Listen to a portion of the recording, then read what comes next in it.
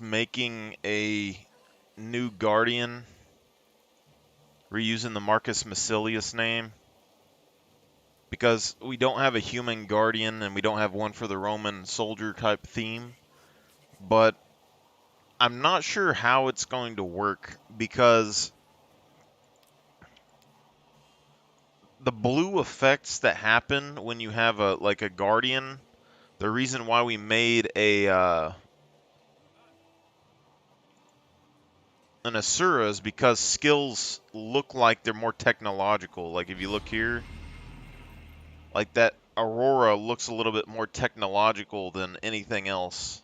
So it fits the Asura better to me, you know? And I don't know if the Guardian necessarily is something that would fit in like Roman theme wise either, because the skill color, the blue, doesn't really go with Rome very much. And then when I think about this, it's only like the barrier and stuff, but our revenants can do that. Our revenants can make a barrier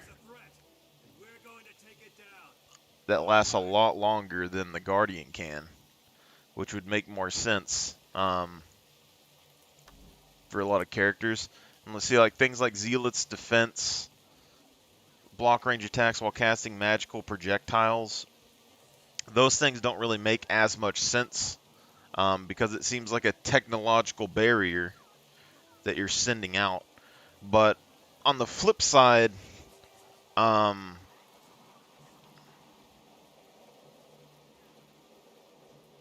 I haven't had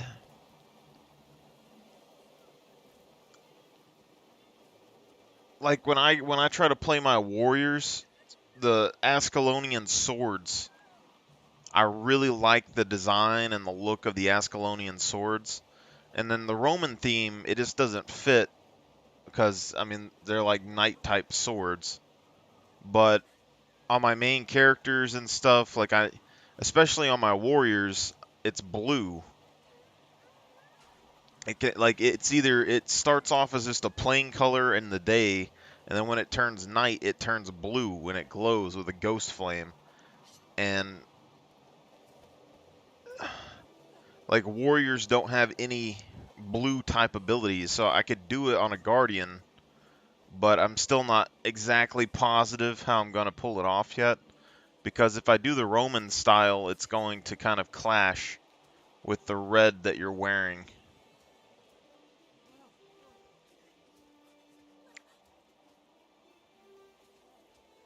So I don't know 100% if we'll keep the character or not.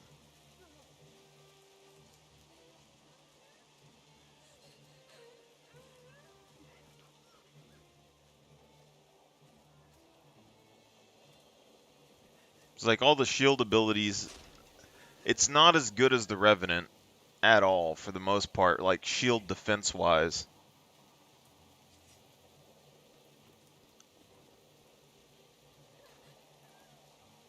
And a lot of these are more like a Surin looking. Like the torch seems like it would be more, maybe more human-esque, but the shield doesn't really seem like it would fit.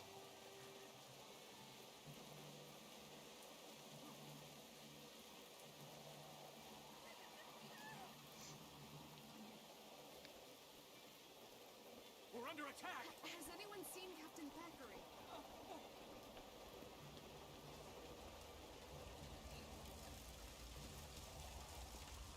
By all six gods, what is that thing? It's huge!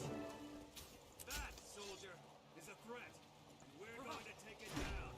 Forward!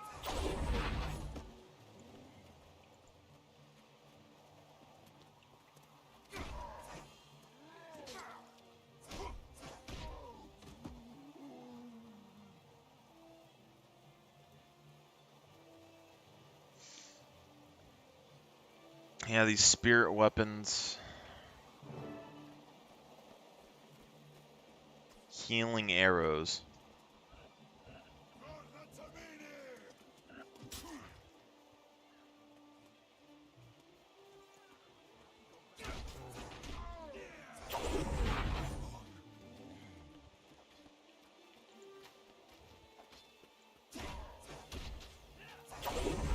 My other thing is that I'm wanting to try and probably do the storyline again. Maybe do the walking challenge, I don't know, but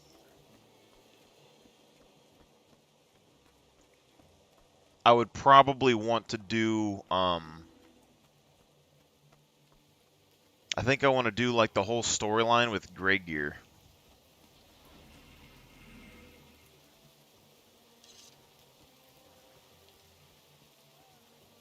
Heel crack.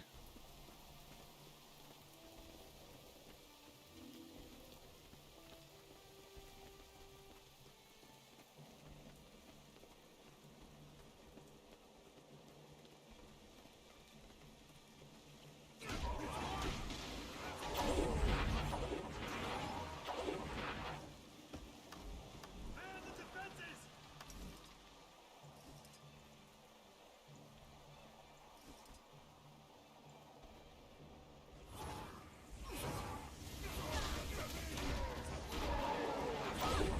See that blue? Like, something like with Balthazar just doesn't make sense, but something like this would make more sense, you know?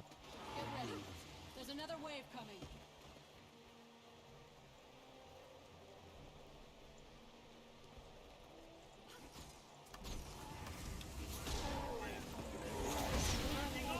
Keep pushing!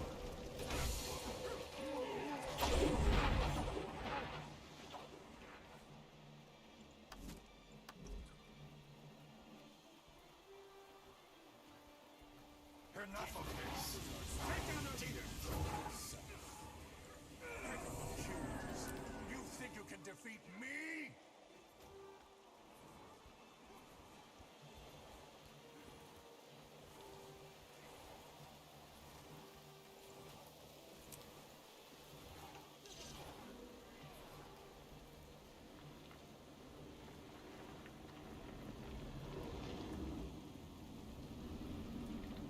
My Elsin's guts. What is that? It's huge! That, soldier, is a threat. I'm just not certain if the Guardian really fits for the Roman theme. Like, we could almost do like it's like Rome Total War, where you could split the color schemes to like red, blue, and green, and do like a blue version of our normal builds. But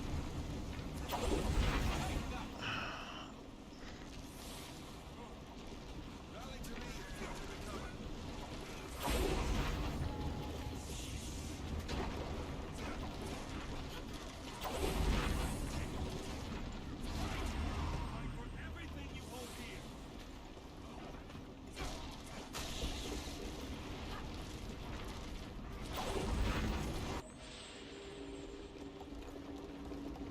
Not dead yet. Brace yourselves. Think it's gonna explode.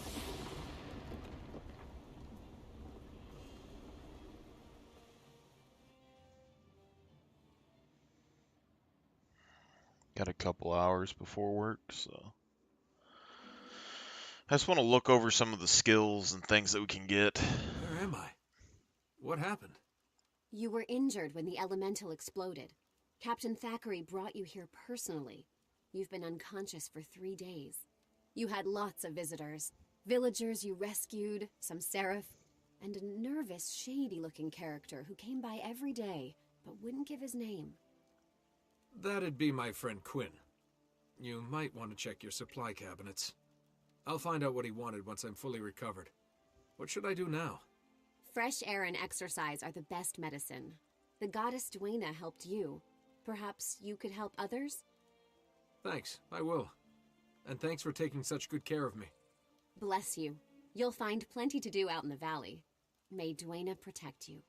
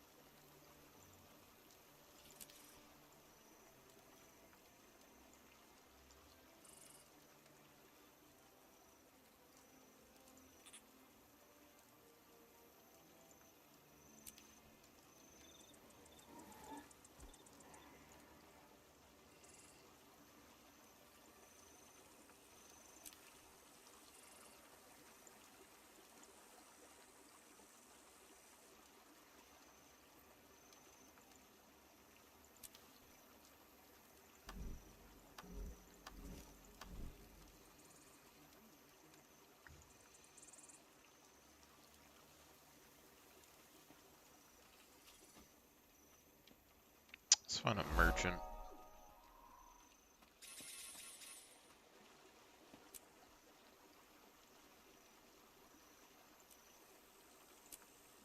I'm gonna go ahead and buy a sword instead of the mace.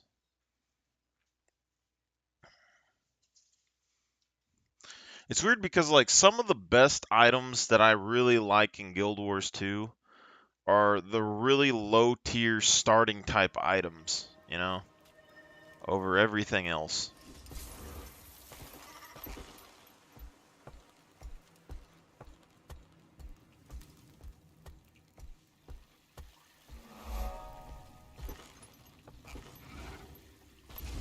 Ho, traveler.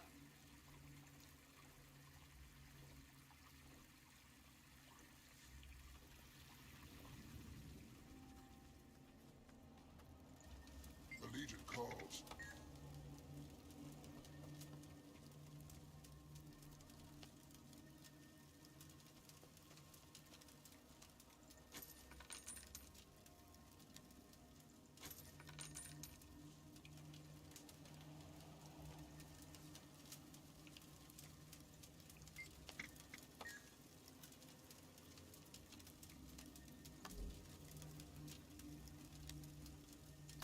Gotta get level 10 to get a chainmail hat. Kinda sucks. Until next time.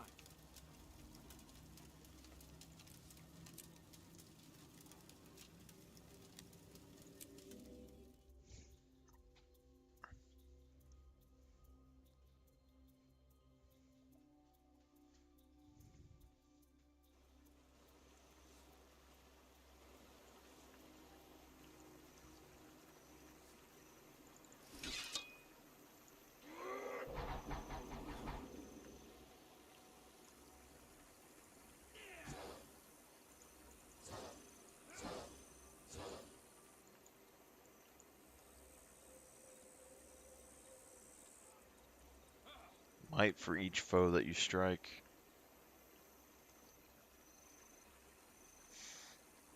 See, this is spin in place, you swing the great sword, then you get projectiles, and then you get a whirl finisher on top of it. And this one,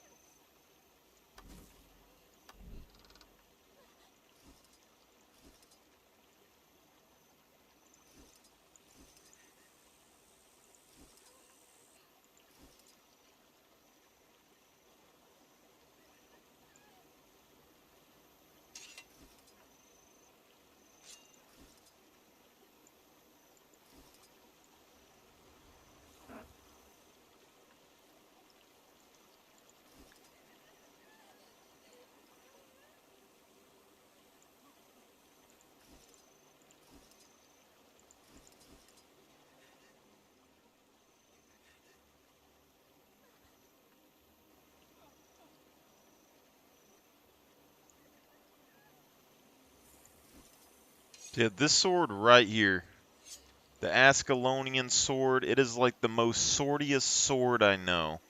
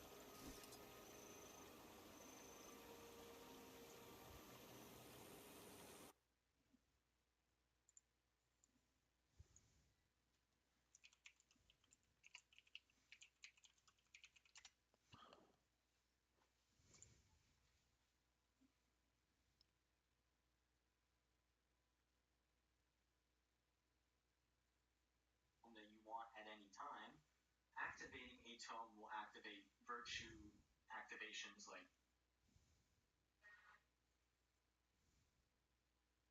No, why not?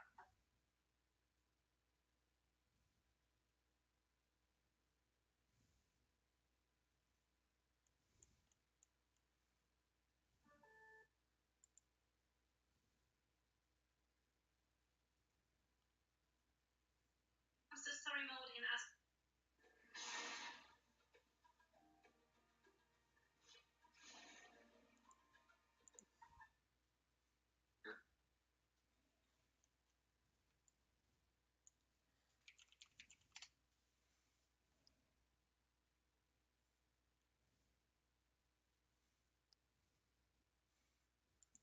There isn't even anything showing.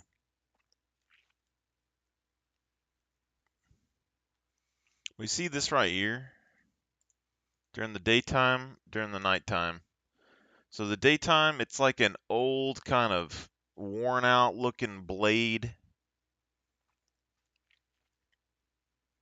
Nothing special about it, nothing crazy. And then you go to nighttime.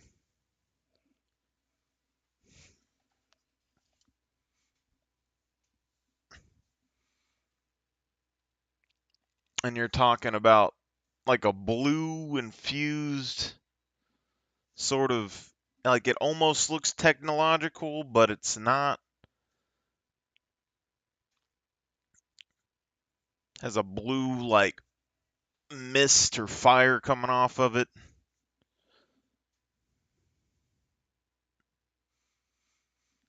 So like on a warrior even, I would really like to use this sword on a warrior, but like as soon as you go into a dark area or something, it's going to start glowing blue. And that's still probably fine for a warrior, but it's not like anything crazy, especially if you're using it with like a bow. But if you're using it with like a great sword or something along those lines.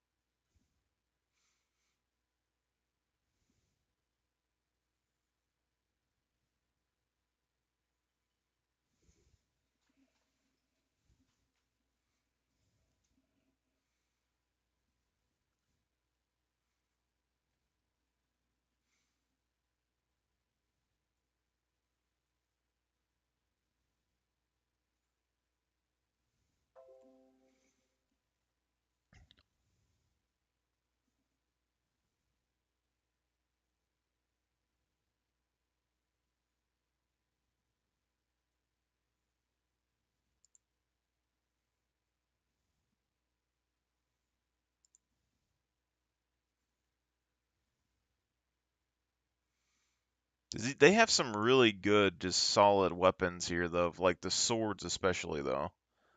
So, major attributes, you got Magi's, Rampagers, and Soldiers. So soldiers, you get power, toughness, vitality, which is decent. Rampagers, precision, power, condition damage, which that's fine. And then Magi's, you get healing power, precision, and vitality, which is, eh.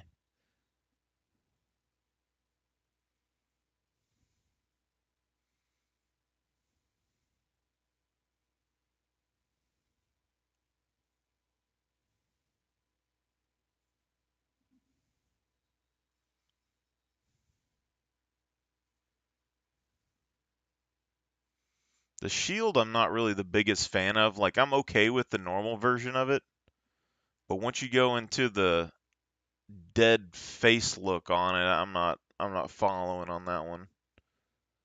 And then like even like this is the Royal Greatsword.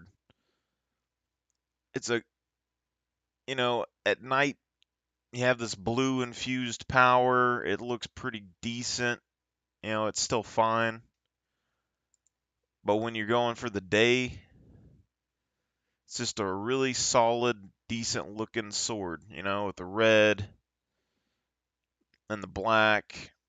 and all that good stuff that you would probably like on a great sword.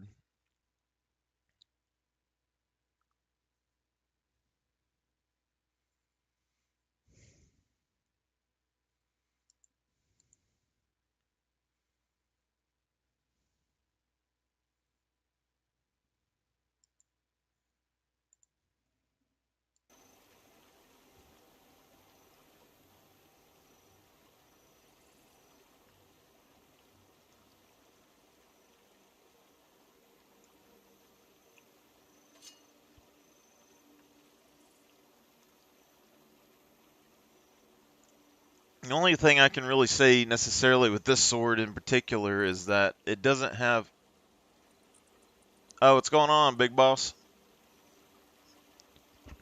I'm just thinking on making another character, but I'm having conflicting color schemes in my head.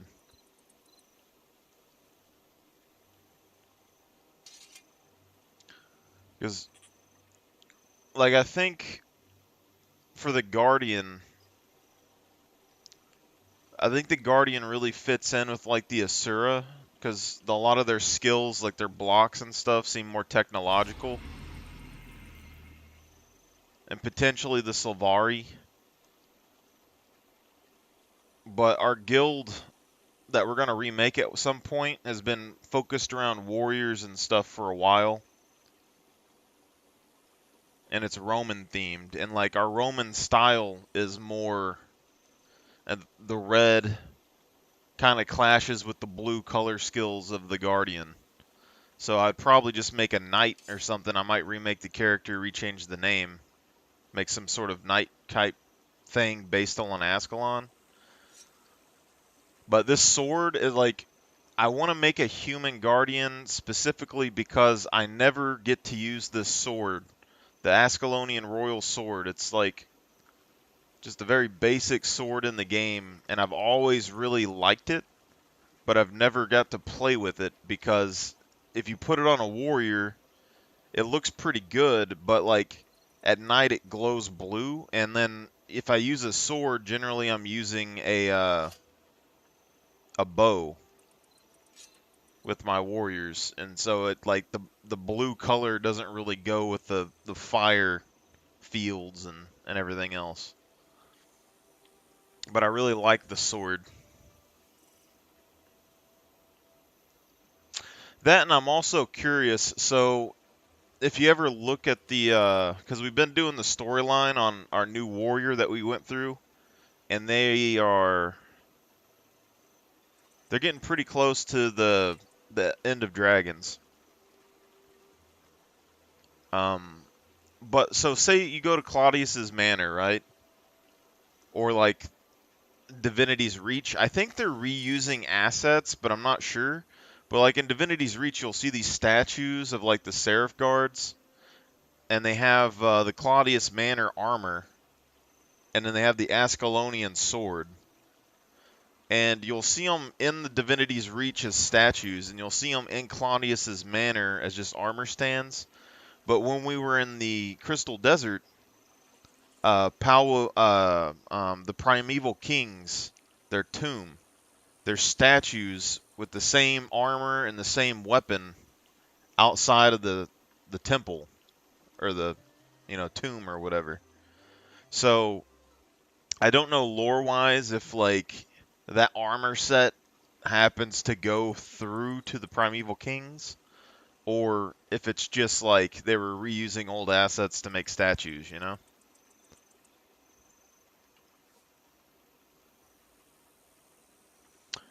But if I do another playthrough, because we have a bunch of characters we're going to have to do playthroughs for, um, I want to try and do the whole storyline with the gray armor, potentially.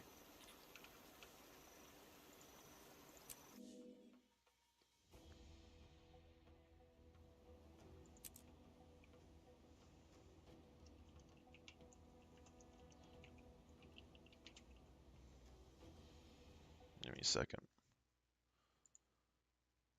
I don't know if there's any lore on like Ascalonian names.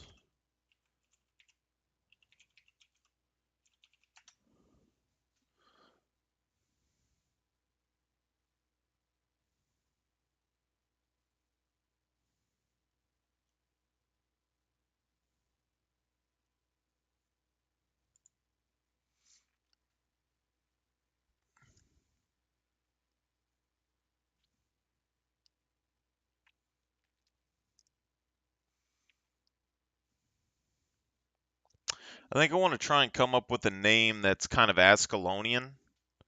I think the basic thing I could do is maybe just Royal Ascalonian.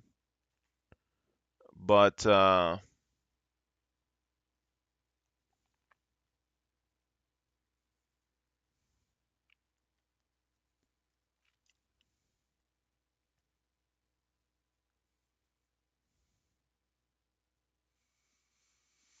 it's hard too because like it clashes so much because like the faux fire, like in Guild Wars 1, so like Zohathan and stuff, they're fiery dragon swords, which don't go with guardian skills, but the faux fire would go more with guardian skills, sort of. Um,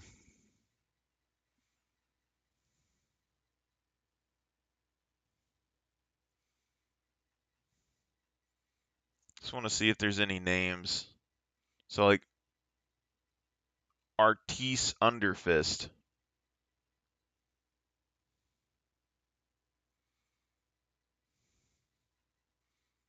Pitney,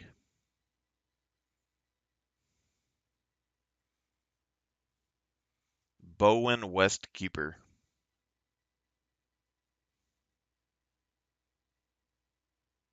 Briah,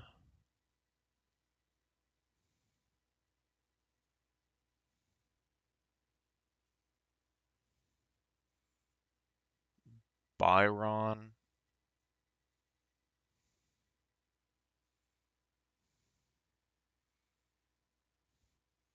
Kohler, Ninti, Vera Capo,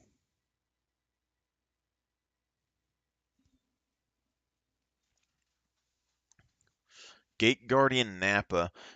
A lot of these seem kind of like so like Horus.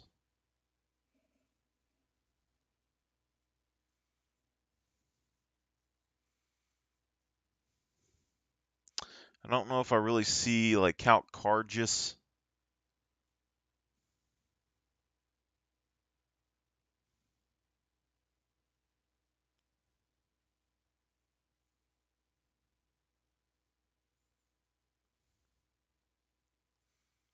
I have a very simple like idea for the Guardian, and I think the idea for the character isn't going to be more like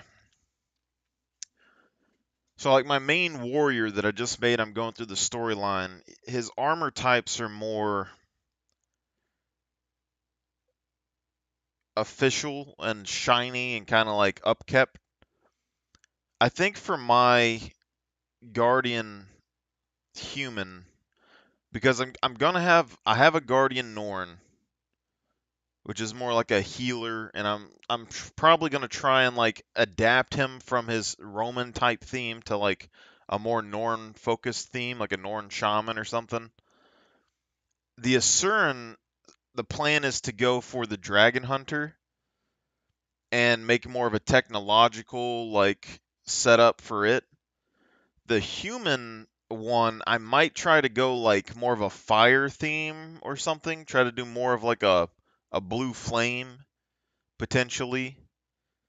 Um, but I think I'm gonna try and go for an armor theme that's like very basic and not. It's something that's gonna be really hard to pull off because to keep it basic, there's only a couple of armor sets I can think of that are kind of worn down looking. Most of them look brand new, and it's the Seraph, like the Seraph stuff that you get at Claudius's Manor, is still like the only thing that you could kind of use to get that kind of worn, old-timey feeling, you know?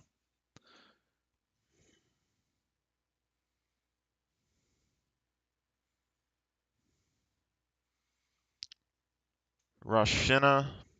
It's weird because like I've never really paid attention to the Ascalonian names so much. A lot of these are fairly like they seem fairly normal, but um the the names are kind of random almost like Ravenwood and Maddox and like Callahan. Those are kind of, but then like when you look over here and you go like Rashnia, you think more like Crystal Desert.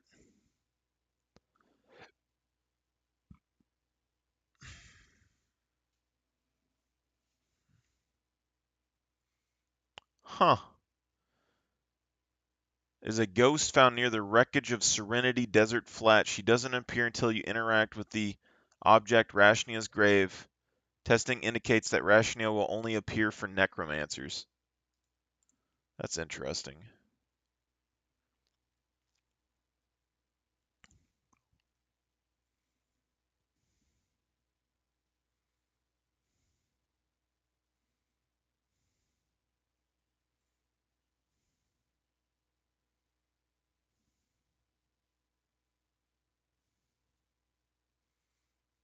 That's that's weird. Stefan Bruch.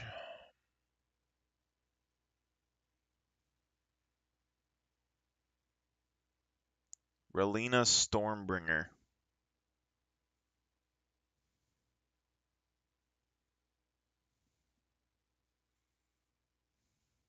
Vassar. See, things like Vassar seems more like Crystal Desert type names, which is interesting to me. I think Rorik was the prince. So I might try to like maybe try like Royal Ascalonian Rorik or something. But then I wouldn't have Zuhothan. But then again, it's like in Guild Wars 1, he died, I think was the whole theme. Ritlock has the Zuhothan sword. So like if I made the character, it would be kind of interesting like if you kind of made the concept that maybe he like got infused with power and became immortal or something in the past, but was like trapped after the faux fire. And then now like ended up getting freed or whatever and he's kind of like going back and then you'd go through the Ascalonian dungeon and it would be like Rourke, my son, you've returned and then the char would be like he's dead but you'd be like standing right there, and then like when you fight Balthazar, you get your sword back. I like the idea. Vigo.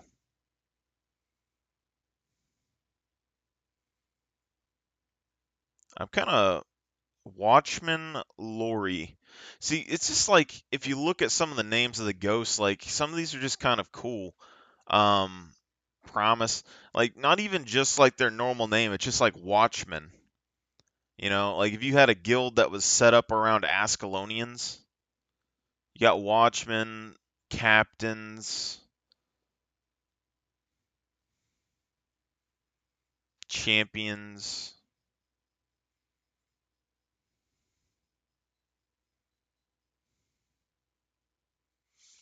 I want to look up Rorik though, real quick.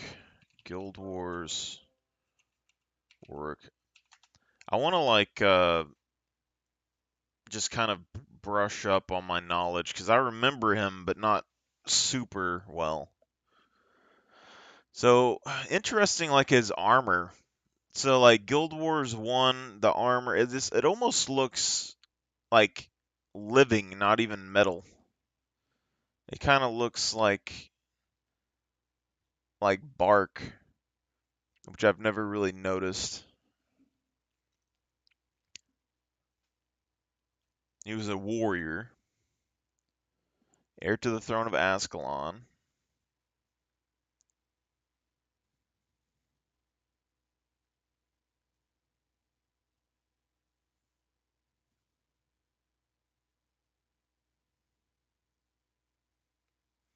Prefers the company of commoners to that of Ascalon's upper crust, upper rich crust.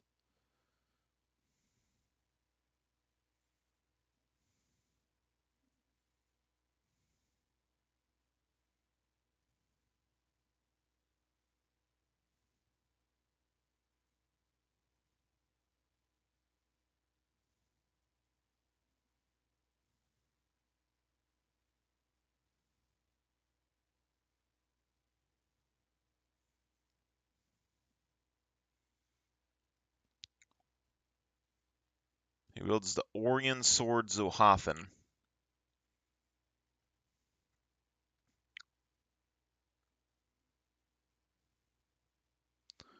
Led the Ascalonian vanguard with his direct subordinates being Captain Greywind, Lieutenant Lagmar.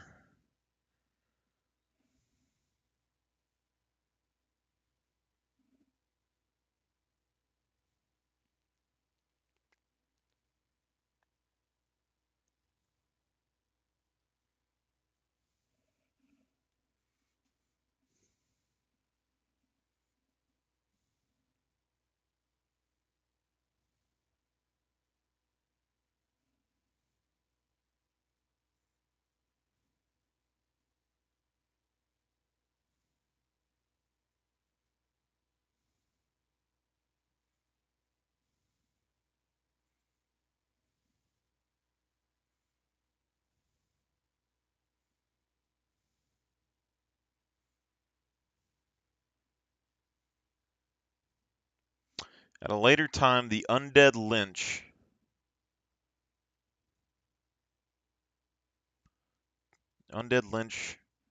commanded the Orion undead armies attacking Kryta and his main antagonist in Guild Wars Prophecies.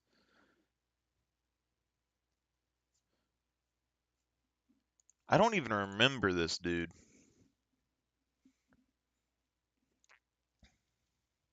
Seeks to fulfill the Flameseeker prophecies by attaining the Scepter of Ore to gain control of the Titan army and take over Tyria. In order to complete the goal of becoming the Flameseeker, he manipulates major events. That's interesting. So that means the Scepter of Ore. I mean, if the Scepter of Ore controls the Titans, then I guess that means the Scepter of Ore is like an Abaddon item. Maybe similar to like the Mirror of Lissa.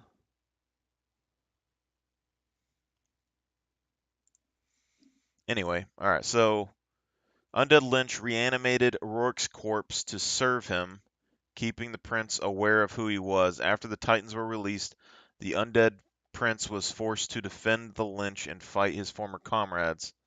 Though he was defeated and his soul given peace, he is said to have earned a place in the Hall of Heroes.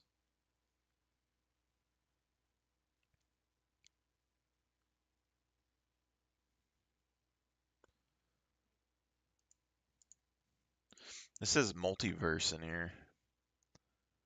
In the center of the rift, deep inside the mists, stands an imposing walled fortress known across the multiverse as the Hall of Heroes. This structure is the pinnacle of the afterlife. When a hero dies, his spirit goes to one of two places. It is either buried with the deceased body, forever trapped inside the rotting flesh and rancid bones of the corpse, or it is released into the rift. This latter honor goes to only those whose deeds in life were legendary enough to be known across multiple worlds, and fewer still earn a place among the souls. That's interesting because I get like I didn't really pay a whole lot of attention in Guild Wars 1 like lore wise, like I knew the base story, but I didn't know there was a multiverse in Guild Wars 1, which seems kind of interesting.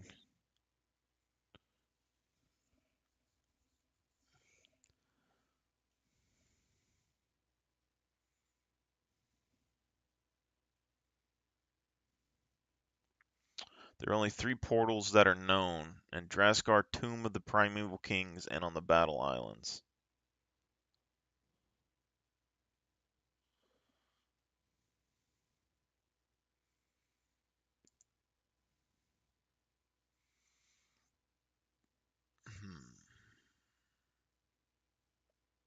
That's interesting.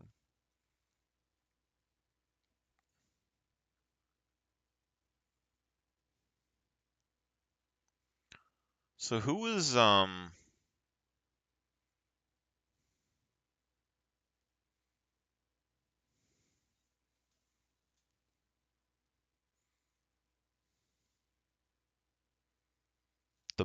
Rorik means the powerful and glorious in Scandinavian language.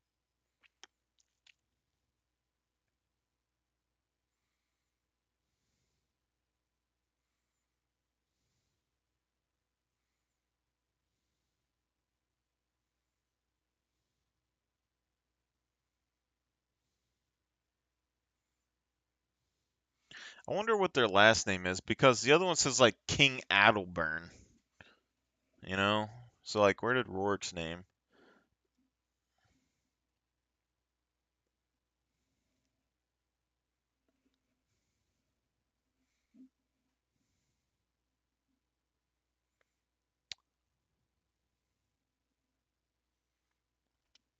The phrase "my retribution will be swift, my wrath horrible" may be a reference to the lines "Sauron's wrath will be terrible," said by Gandalf in Lord of the Rings.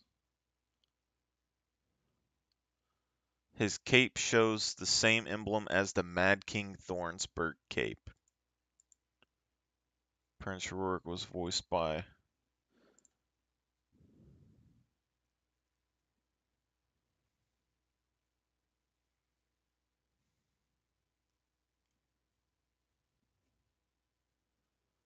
Are they saying that he's the Mad King? He has a similar greaves.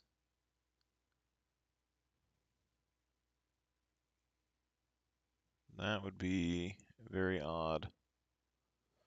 Tyrion royal family tree. Following is a family tree of the Tyrion royalty, shown all the known descendants of King Doric.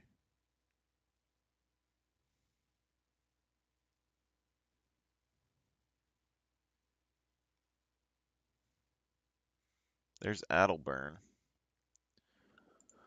So King Doric is, I guess, the Or guy, and he had Or, Ascalon, and Mazdak the Accursed.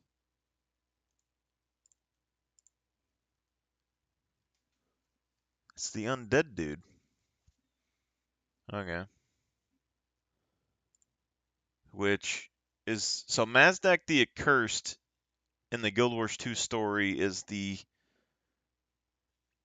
king that made Kryta, Oswald Thorne's uncle, unnamed king, Prince Ewan Thorne, King Oswald Thorne.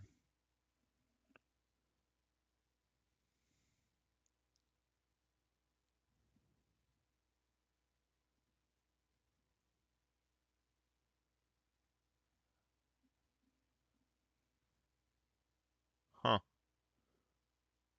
Prince Edric Thorne is the last one on this side.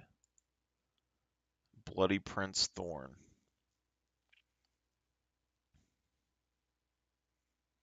Son of the Mad King Oswald Thorne of Kryta.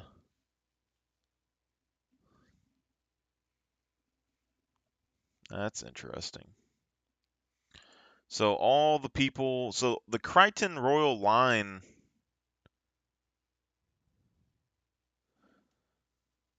they turned into the Thorns, which is weird because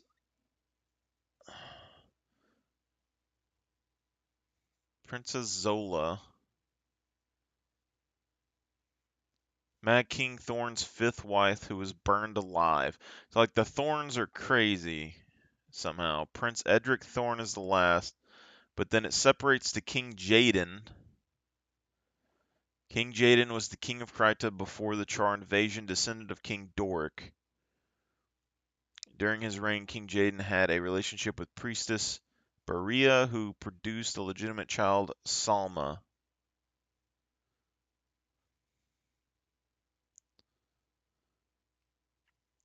The pretender, known as Princess Salma among traders and heathens, persists in her legitimate claim to the throne of Kryta. The daughter of disgraced priestess, Salma now leads nothing more than a pack of outlaws and rebels lurking in the woods in the White Mantle, true governors of Kryta. I remember her. And then, so you have Prince Rorik, ended up being Ascalonian.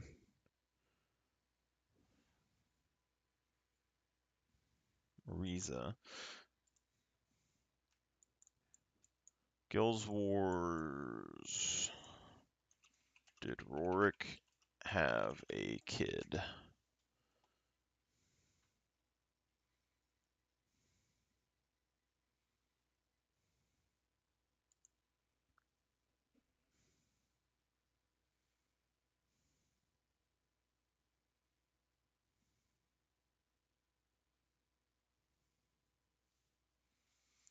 The Ascalonian royal line changed hands following an act of regicide during the Third Guild War, as Duke Baradin relinquished the throne to the popular usurper Adalbern. Adalbern's son and heir, Rorik, was well liked by the people, in part due to his eagerness to be at the front of the lines against the Char.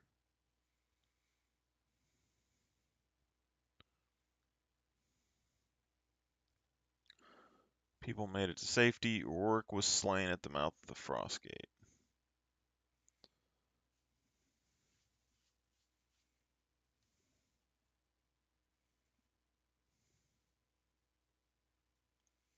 So, Duke Baradin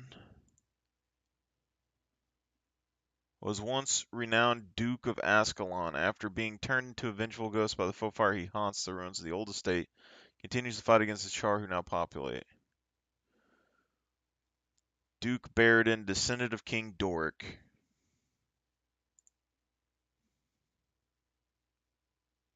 So Duke Baradin's here.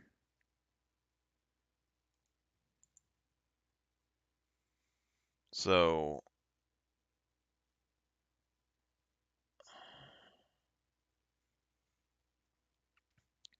there's an unnamed king, Duke Baradin, and then Agelburn. Lady Althea was the daughter of Duke Baradin and is romantically involved with Prince Rurik. She can be found next to her actor's stage in the lakeside country and is mesmer given. What? So this means that King Doric had heirs that went to Ascalon, and then so Duke Baradin and King Adalbern are either related or Adalbern is a usurper. So if Adalbern is a usurper not related, this would be better. But if he is related, because it says it's a family tree, then both of them had kids, and then those kids got together, which would make them cousins or something, and that would be weird. So we got Rourke and Athena.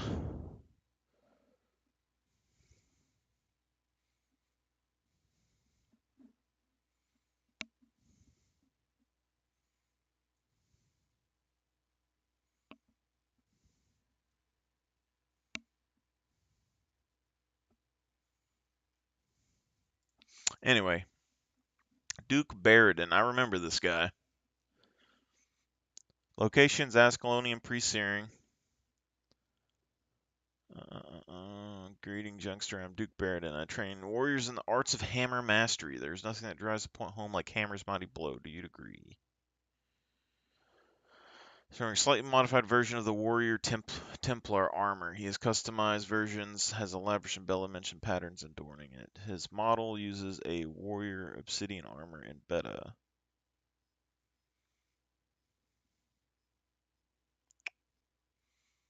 Interesting. Duke Baradin. Alright.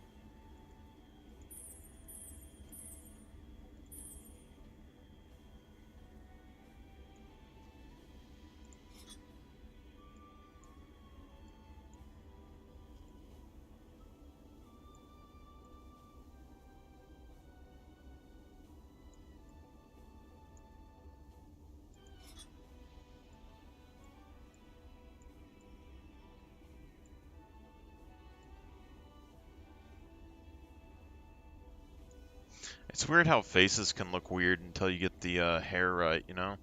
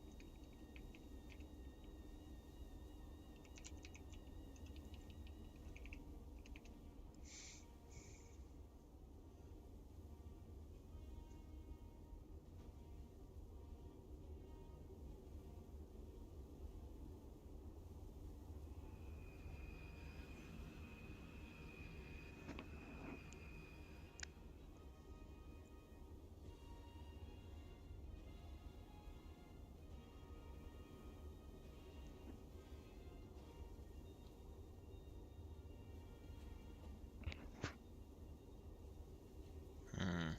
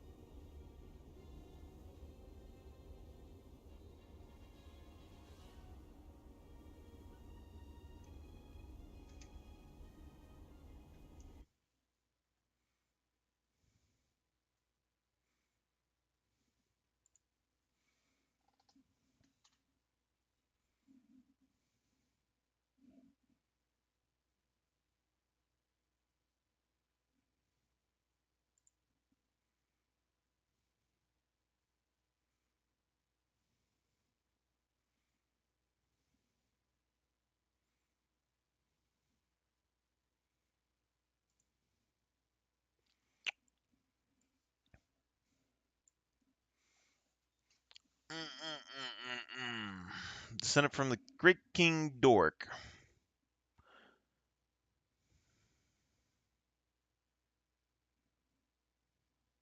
Secured his spot as one of the most popular kings in history of the Walled Nation. In younger days, Adalberg was the champion of his guild Ascalon's Chosen.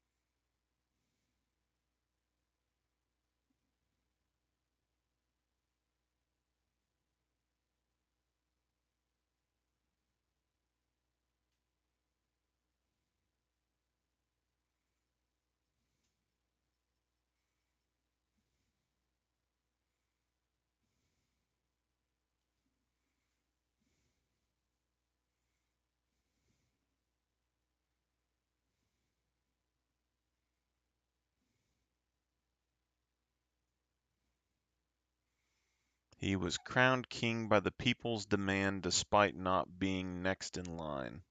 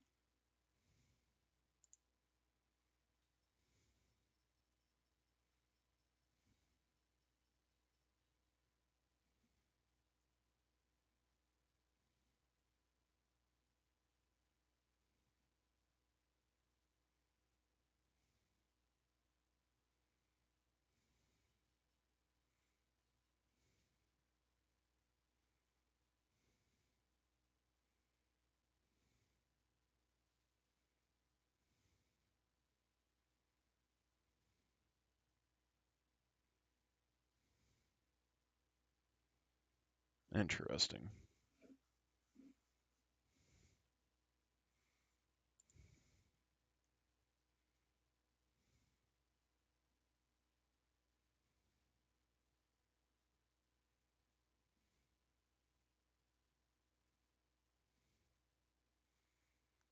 Duke Baradin.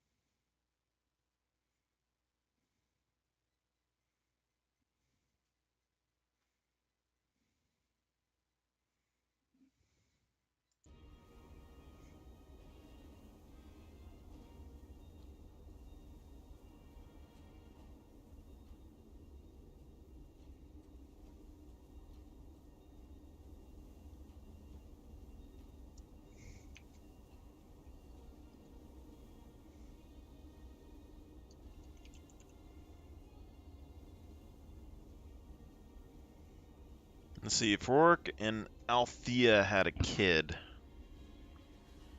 who would it be?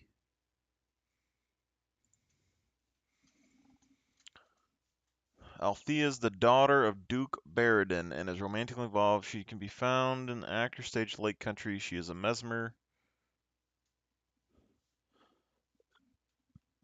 After the singer, she is captured by the Char and sacrificed to the fire gods in the Flame Temper corridor.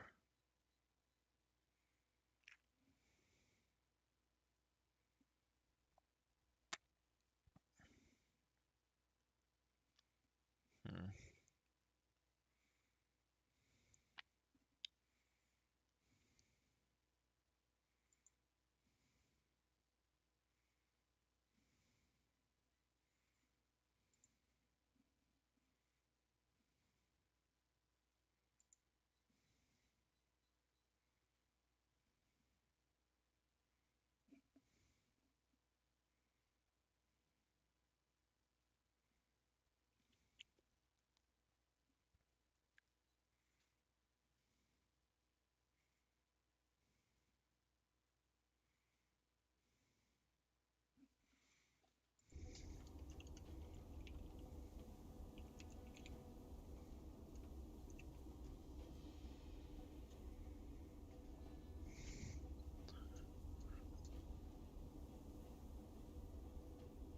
King Barador.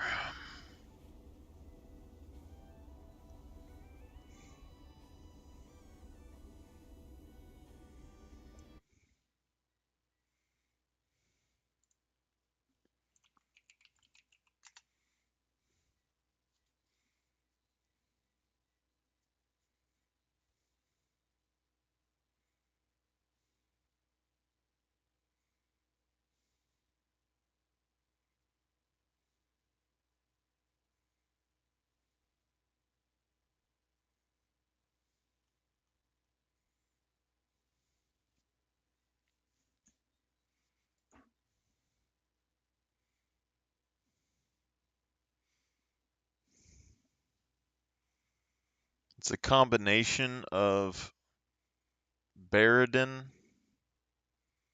and King Doric.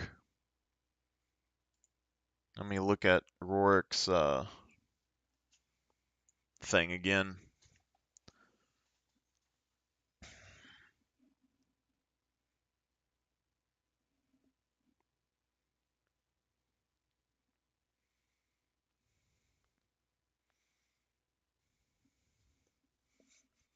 Had his own force completely separated from the king's financing and influence.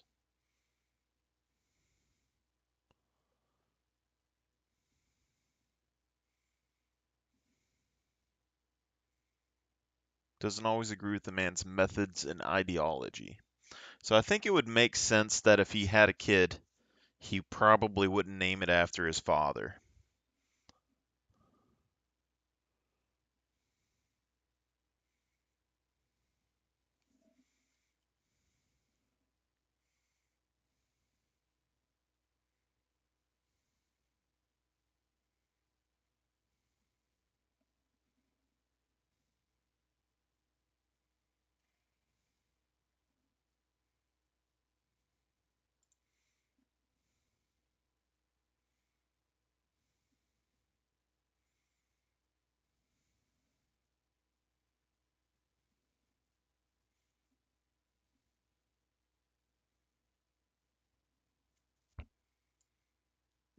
Barad-dûr.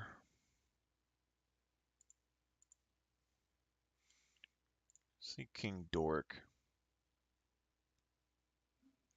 King Dork was the first king of the United Human Kingdoms in Tyria. When he ruled, there was only one kingdom that spanned at least through Ascalon and Lion's Arch. All modern royalty in Tyria, including Krita, are descendants of Dork himself. The first event that Dork took part in was being an end to wars with the aid of Dwayna, as depicted in her scriptures. And he was crowned king about 16 years later, a century before 1 AE. Before 1 BE, when the gift of magic led to wars among mortal races, Dork, who had become the king of Tyr's united human tribes, journeyed to Ara, as described.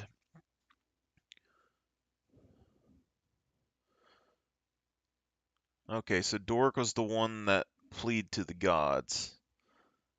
The gods divided magic in Tyria into 5 bloodstones, one for each school of magic, and a keystone to prevent anyone from ever wielding power over all magic again. They sealed the stones with Dork's blood, hence the name Bloodstones, and placed him and his dynasty in charge of guarding the stones. The historical monument of King's Watch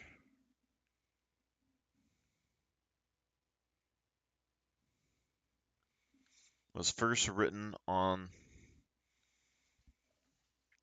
the 95th day of 1 AE, mentioned in his death, indicating that he died at some point between the start of the Exodus of the Gods and the founding of King's Watch.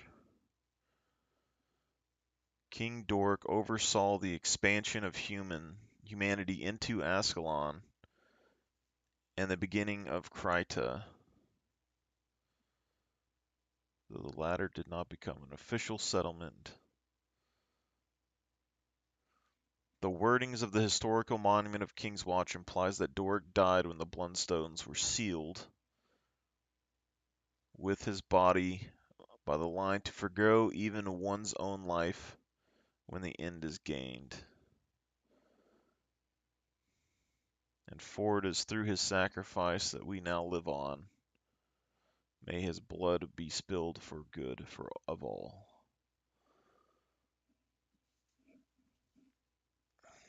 King Dork.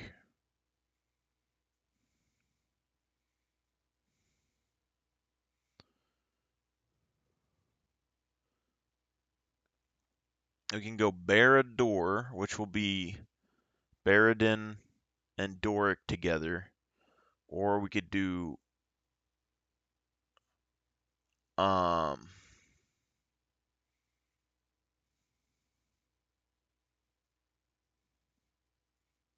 Doran.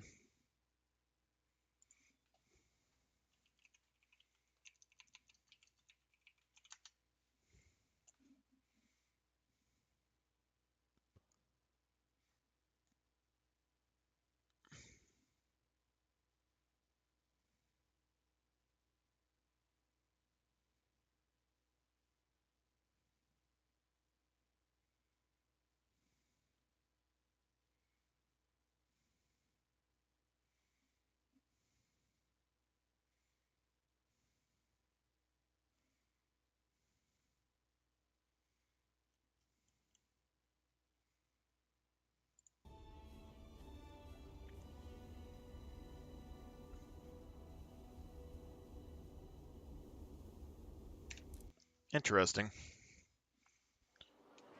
And that, ladies and gentlemen, is my The human race 4-hour wants raw process of material. making a character.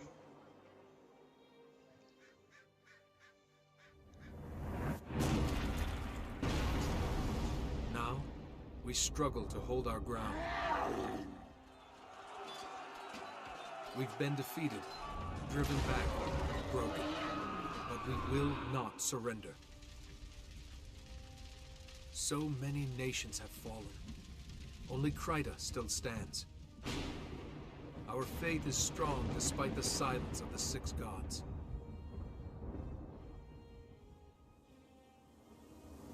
With courage, we'll make our stand in divinity's reach.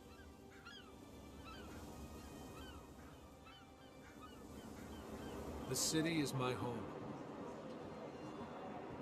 I grew up on the streets. Although I have friends, my life has always been hard. I've faced the worst this city could throw at me, and I sent it home bleeding. I'm done living hand to mouth. There's a war on our doorstep, and I refuse to be buried by it. Today I stepped outside Divinity's reach, hoping to find better luck outside the city. Problem is, when I arrived in Shaymore, the village was under attack by centaurs. Innocent villagers are in danger. Someone has to help. I can take care of myself. But that's not enough anymore. Someone has to help those who can't. This is my story. This is my story.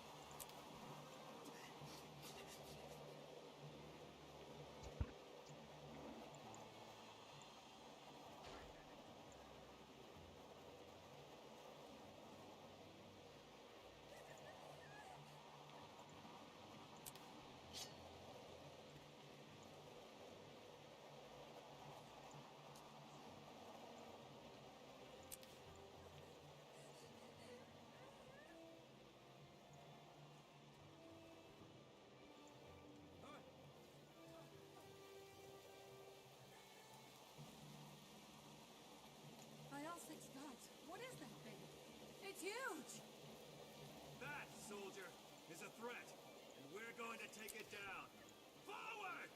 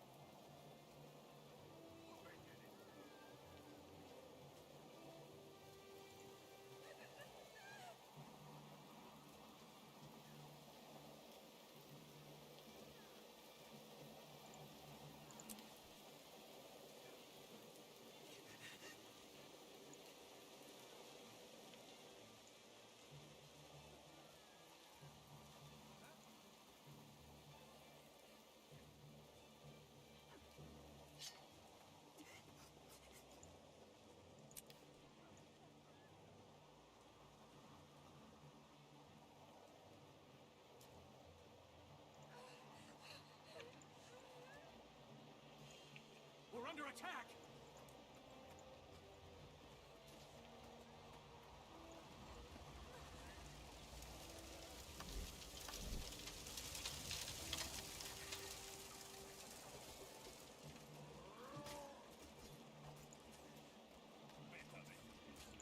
I also what is that thing? It's you! That, soldier, is a threat, and we're going to take it down. Forward!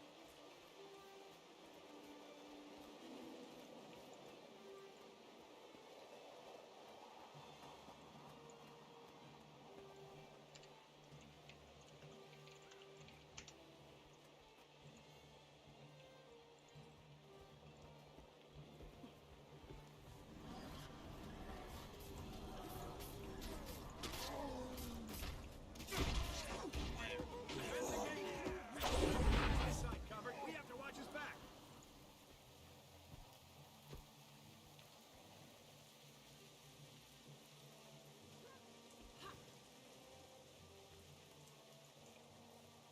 Can I assist you?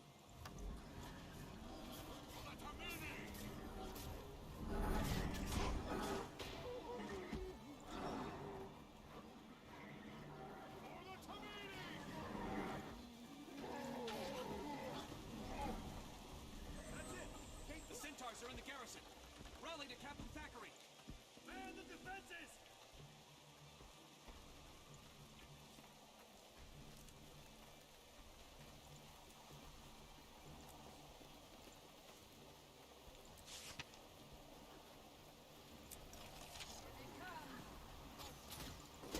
Centaurs on the bridge.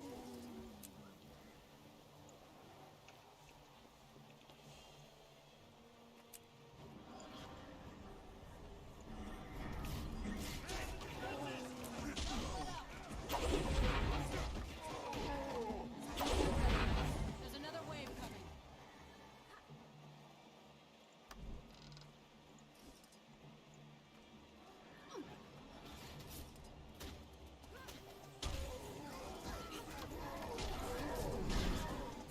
Backing off! Keep pushing!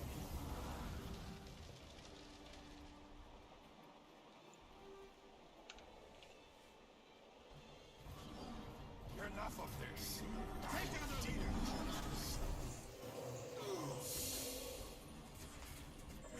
Humans, you think you can defeat me?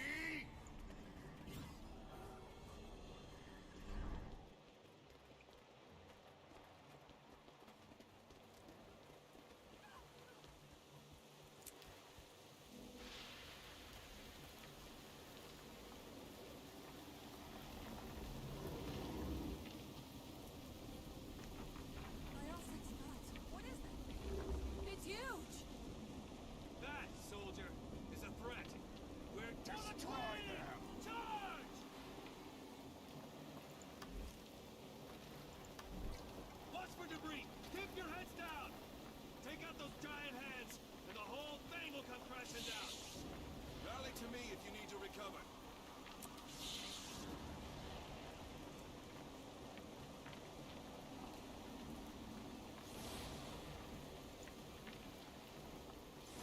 Fight! Fight for everything you hold dear. It's not dead yet. Brace yourselves. I think it's gonna explode.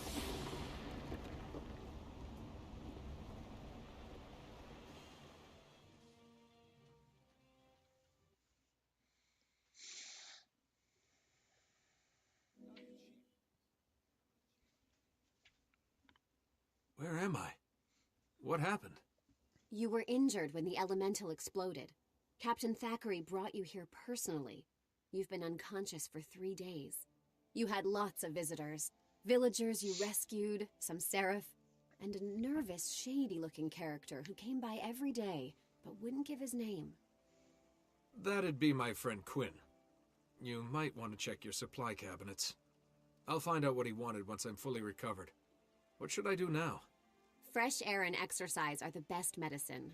The goddess Dwayna helped you. Perhaps you could help others? Thanks, I will. And thanks for taking such good care of me. Bless you. You'll find plenty to do out in the valley. May Dwayna protect you.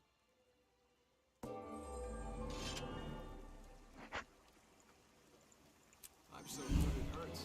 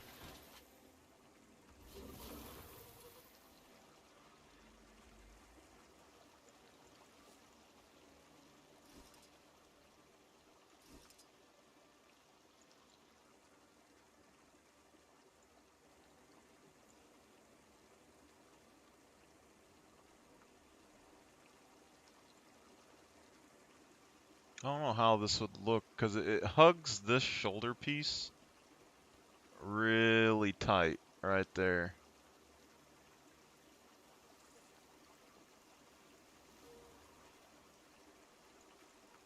I think it would clip because it's like right up against the hood. So it'd be laying like right on the back of that shoulder piece.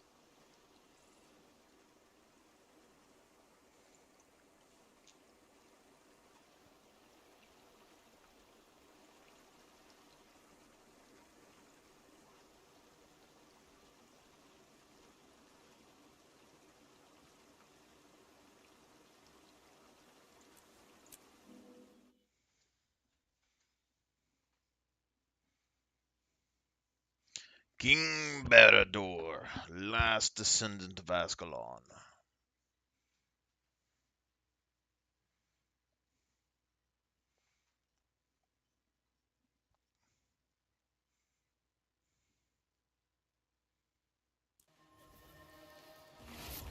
That feels good.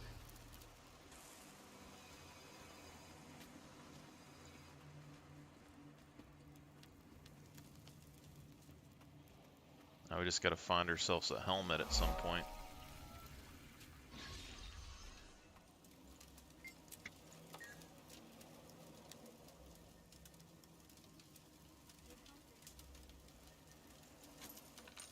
Goodbye.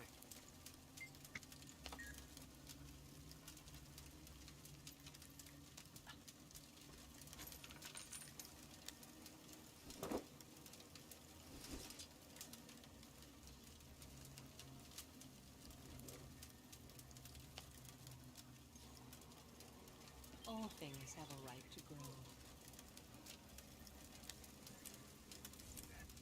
That's interesting.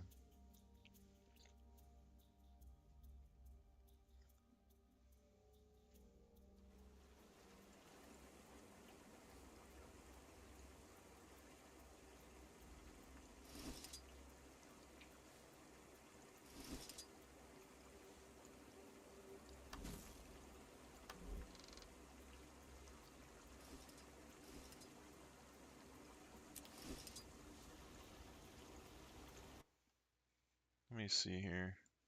I'm pretty sure if you don't leave the starting zone, you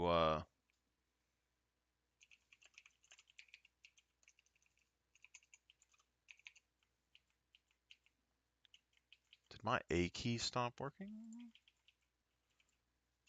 Sure seems like it.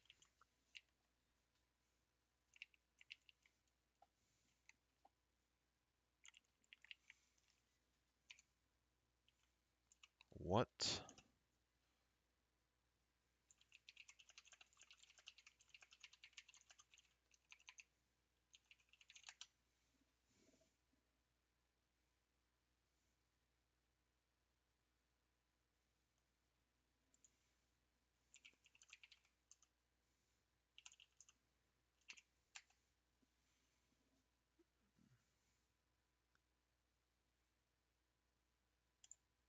Doesn't make sense, but whatever.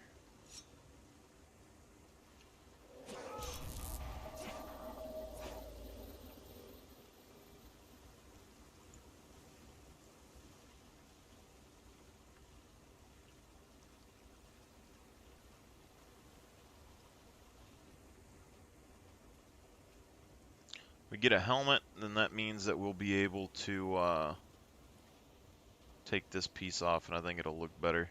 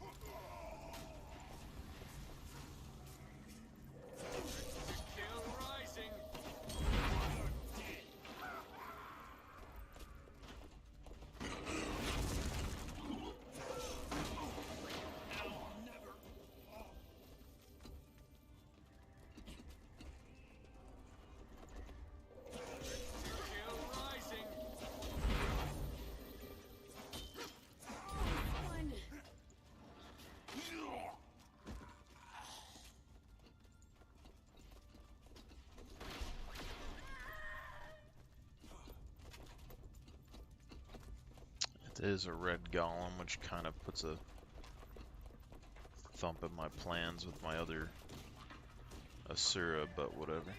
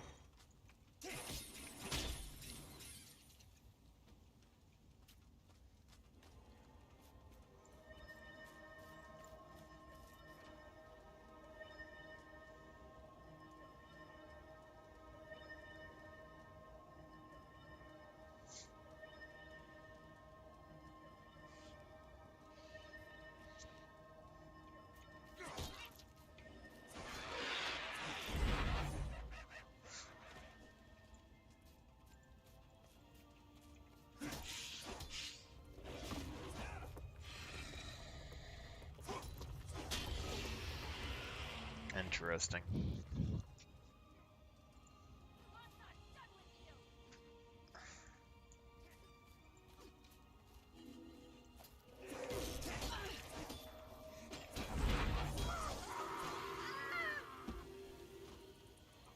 Thank you.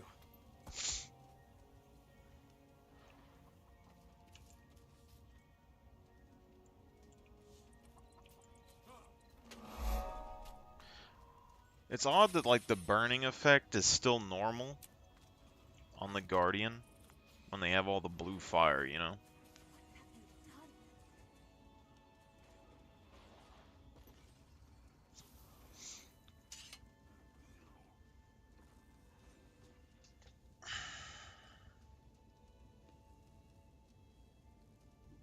You must like pain.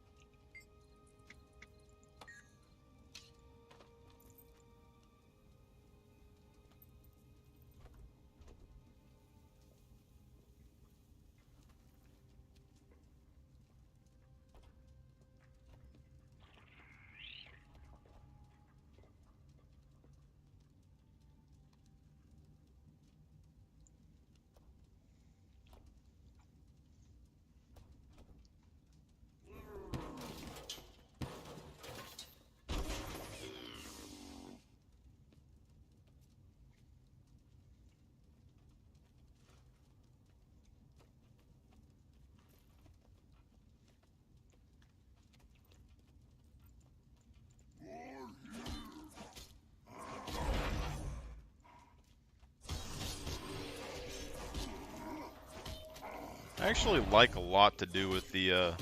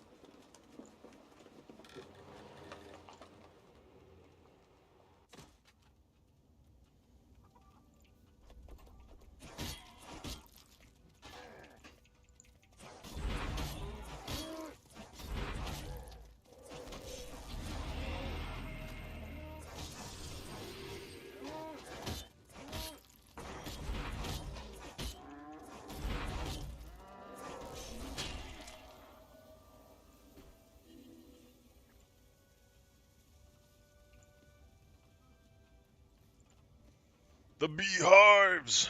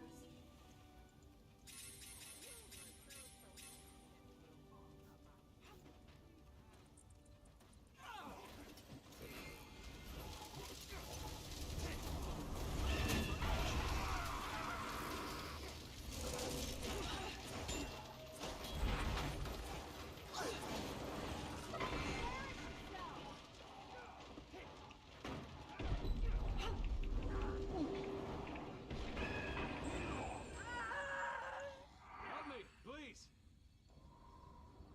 What the?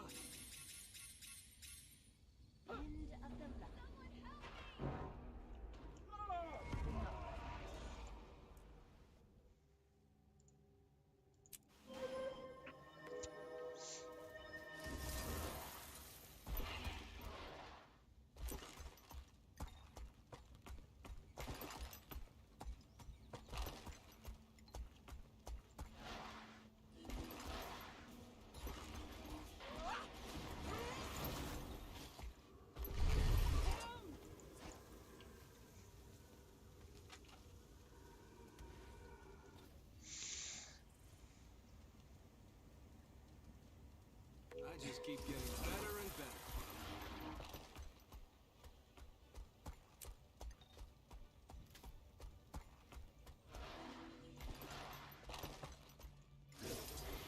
I need more grubs before I can fish.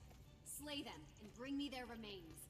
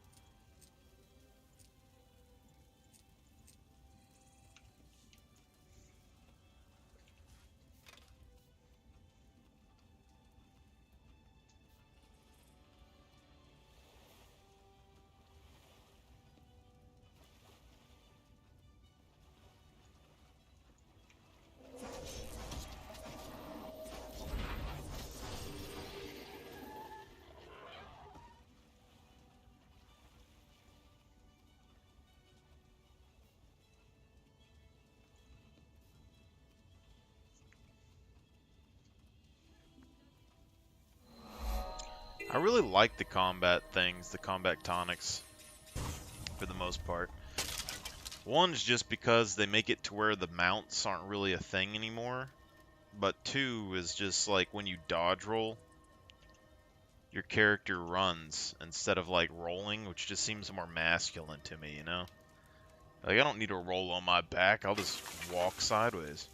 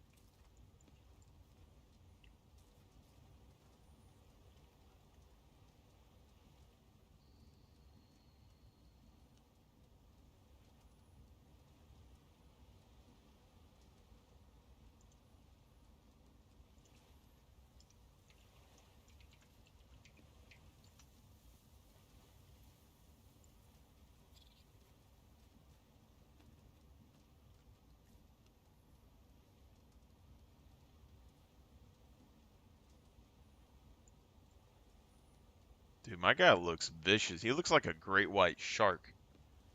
Yeah, the flame just coming out from underneath, his eyes just like solid black. Oh yeah.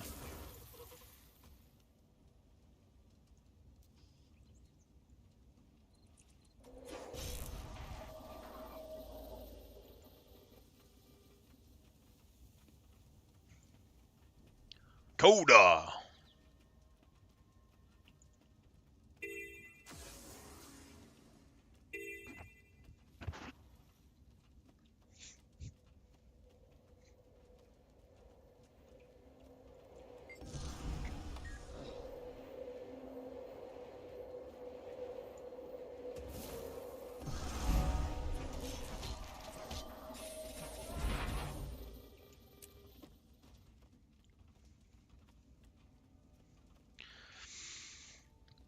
I can't wait to get my guild rolling again at some point if I decide to put the effort back into it. Because this time around, I think instead of just being purely Roman, I think what we're going to do is it's going to be more democratic process. People can kind of do, but I think the rule's going to be like when you make your squad, you have to have a theme.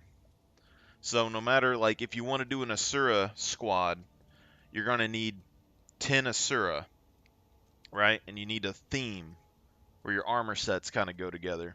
Whereas, like, if I wanted to have a Coda squad, my people would need Coda tonics. And that would be the theme, you know. If you want to do a char, or just like a full Guardian squad.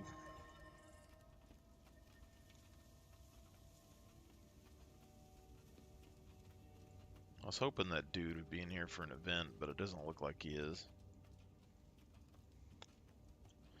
With this character, I think I don't even know if I want to do the storyline. I think just do the open world on this guy. Because right now I want to do like all of Queensdale. So this character just be like walking through the game. Queensdale, and then do all of the Char story. Push the Char all the way out of Queensdale area. Probably be the best situation.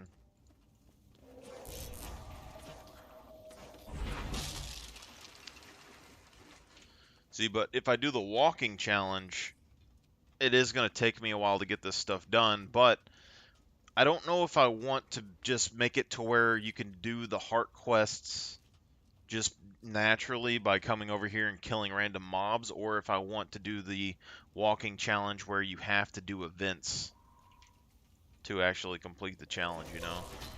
But they're going to complete themselves naturally over time anyway, so I don't think I have an option for it, you know?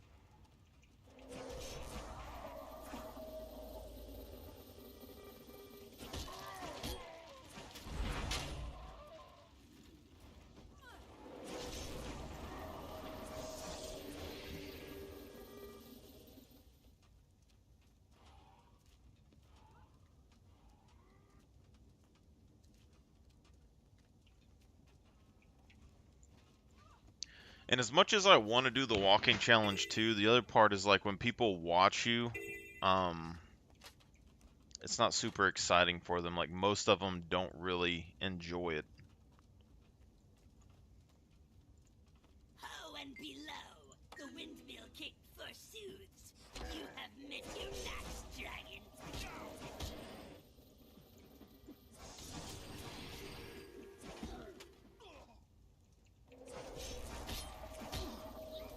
I just wish I could change my voice with the Coda thing, because like the human voice doesn't really fit it very well. I think the Char voices would work, like the Char voice would be awesome for it, you know? But like personally, like when I play a Char, I don't necessarily think Guardian, but if I made a Char purely just for the voice line comments, just to have a Char's voice on my Coda, I think that would be perfect, you know? Like, because I have a Char Warrior, and I don't have any interest doing, like, I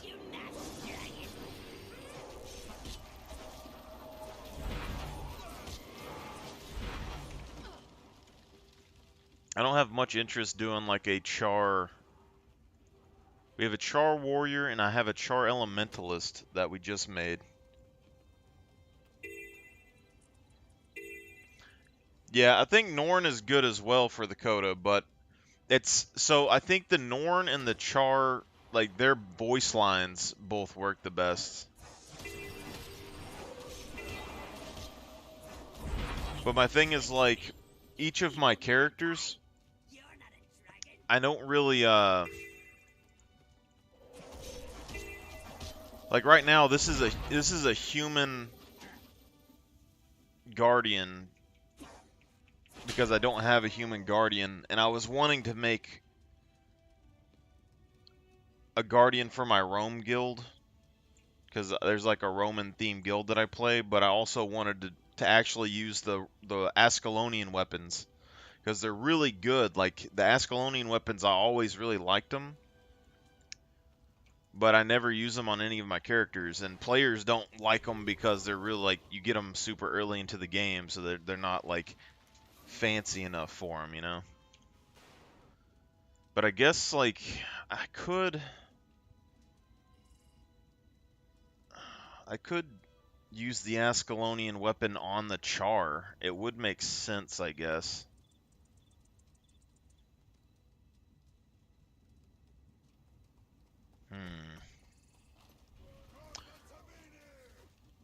My problem is like I don't really play the Char very much.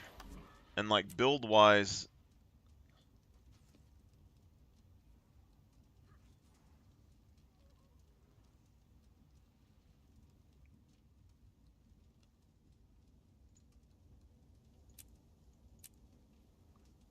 what is there, like two? There's 2 or 3 elite specs for Guardian. I know there's Firebrand and Dragon Slayer. I have a Norn Guardian though.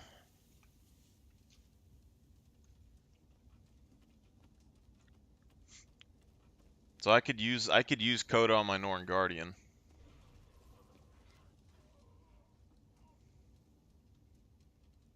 Iron themed Legion Char. Yeah, I think that's the best way to do it. I'm not like a big meta build, person. Like everyone and their warriors, they have like the same exact builds and they need the max DPS and stuff. It's more like just random themes. Like the Roman theme I really liked. And it's all based on like group play. But like the Guardians' abilities, they seem more Asura, because they seem kind of more technological. Like if you look at the, like the little force fields, the little radius things. So I was gonna do a Asura, and I have an Asura like pre-built for it.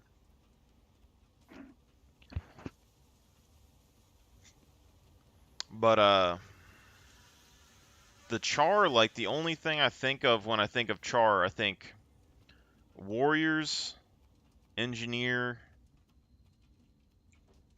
Elementalist. Basically, those are like the three that I think of when I think Char characters.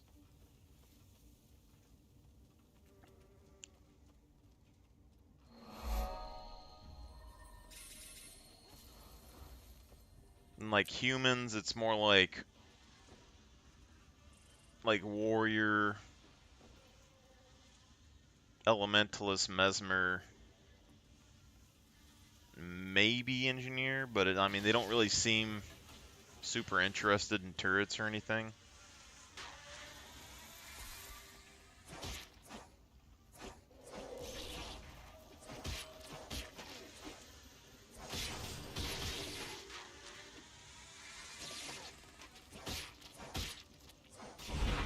And like Asura, like I see Guardian being better than a Warrior for an Asura because they're more technological. So like the Guardian's abilities make up for their weaknesses and strength,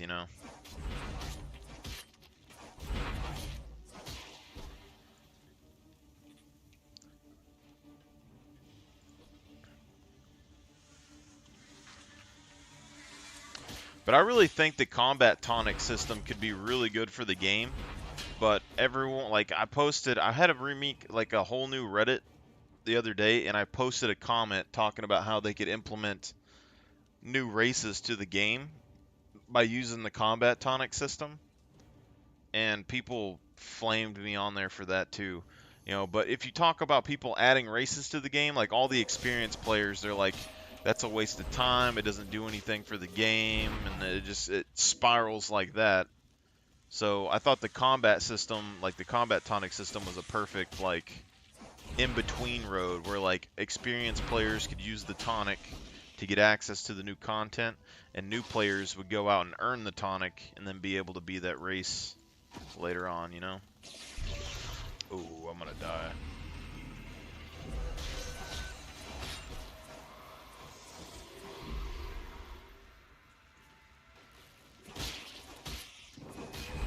Because they already have the system in the game. Like, there's a few missions that they already use it.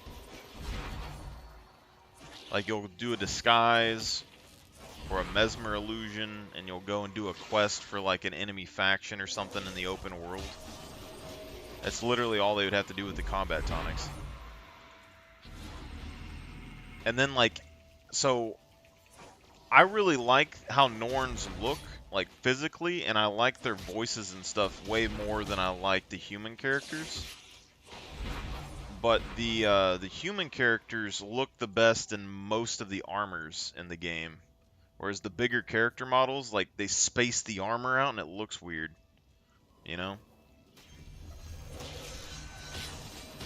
But when it comes to combat tonics, you can have any voice of any gender and everything just like all on one combat tonic. It makes perfect sense.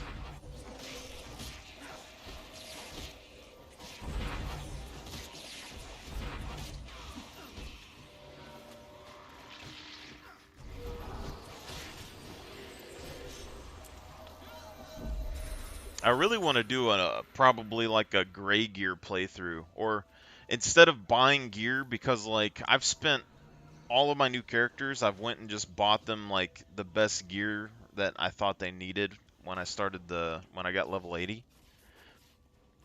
And I think buying the gear just kind of, one, you're spending like 100, 200 gold on it, where I could just play the game and find what gear I like could get as I'm playing, and I think it would just be more enjoyable.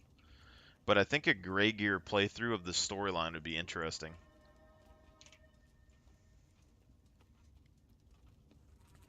Also, the combat tonic system, like one thing that people would hate about it, and I understand why they would hate it, but May Dwayna bless you.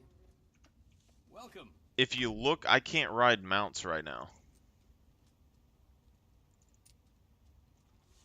Like I'm physically unable to ride mounts, which means that if you add new storyline to the game that's like race specific and is focused with the combat system or the combat tonic system, that the experienced players and the new players would have to go on foot, and it kind of gets rid of that limitation that you had where, or that issue that you have where you have to build all the maps around mounts, you know? But like 99% of the players would probably complain about it because it's an inconvenience. It's just like the same thing that happened in Ark Survival Evolved. They were trying to nerf the flyers because it was like ruining the game balance or whatever. And everyone complained, so they ended up not doing it.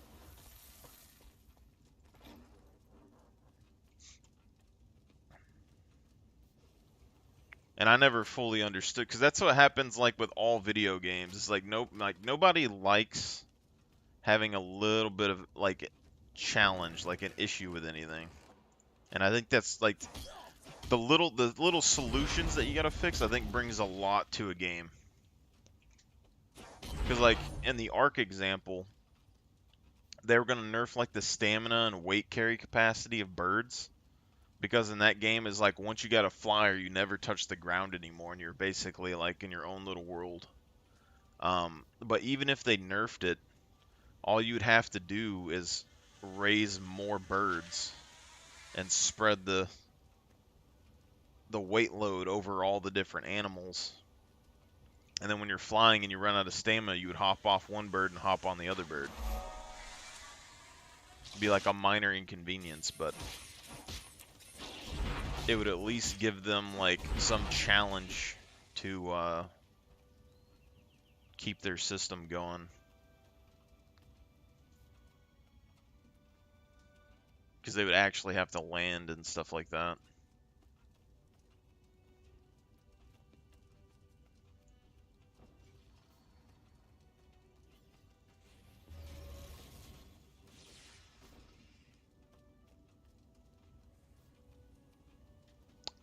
But I never see anyone use combat tonics in this game, and I think they're really, like, if they had a purpose, it'd be really cool. The other thing, though, is that it means that the game developers, they wouldn't really have to add anything new to the game, and they would be able to add so much more content, because every single race that they have in the game already, they've already made like hundreds of character models for different versions of each creature and stuff, and specific characters. So all they would have to do is add those tonics to the game, and then put them behind like achievement rewards or questline rewards. Like there's 2 Coda tonics, and I was looking at this the other day, if I remember how to get there.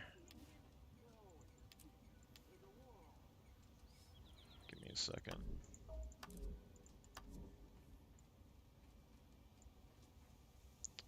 How do you get there?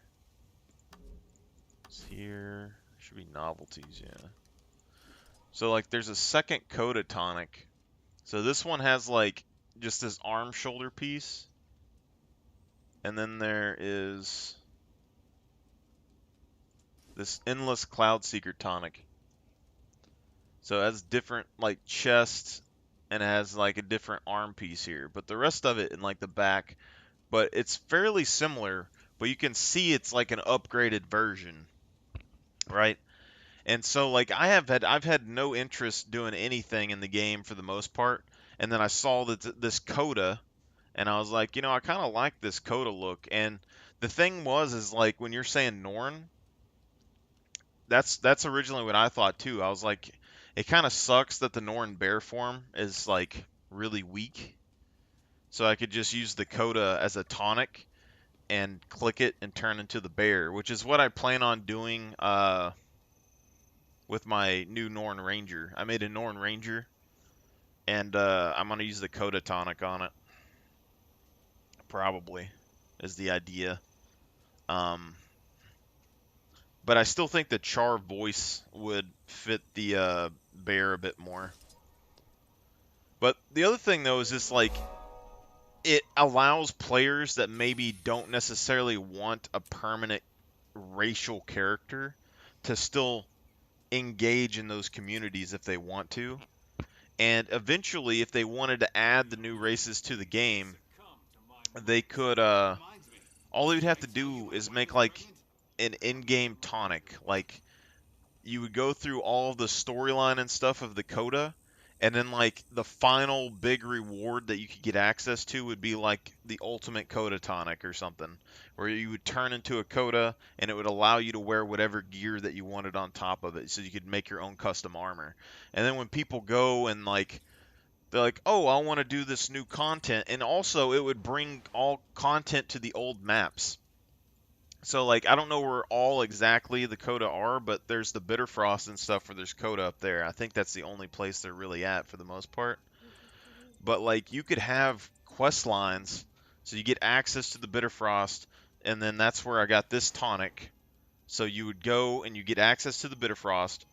Say you do the map completion or whatever, you buy the tonic for Karma, you become the coda, and then now the coda give you access to new quest lines as a coda in the Bitterfrost, and you would go and be able to go and fight the Spawns of Spawnir and all that, and that would be how you completed the map completions, because after you get level 80, the map completions are kind of meh, like you don't really feel like doing them. Like right now, I'm not doing the storyline, so I don't mind doing the map completion. It doesn't bother me. But when I do the storyline, I hit 80 or something, and I don't feel like ever coming back and doing these map completions. It's very tedious. But say like in this map, you have the Skrit that are right here, and you have centaurs and the you have centaurs and you have the Eaton or whatever that are over here in the corner. So say like you activate your centaur tonic and you get a quest to go and attack you know, like the watchtower or whatever. And then the map becomes more of like almost a PvP area that you could do, where the centaurs are coming over and they're fighting the other players only in the event area, which would be kind of interesting. Like, so they could implement like open world PvP if they wanted to. They could add more racial skills that are only accessible like through the tonic quest lines.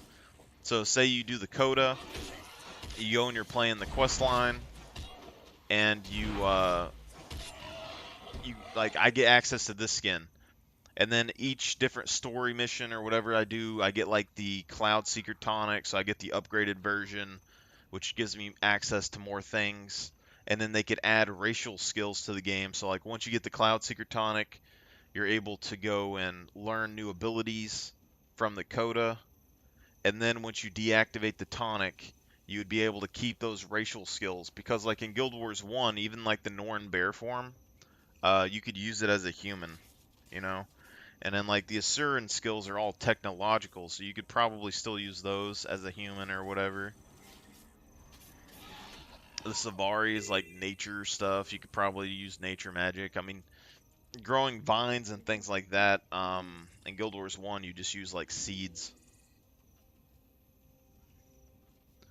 I think it's a really good idea, and but the players, like when I posted it online, They refused it because they said that if they're going to add races to the game, they need to add them right and have their own starting zone and their own story added to the core storyline and everything else. I just don't think it's feasible.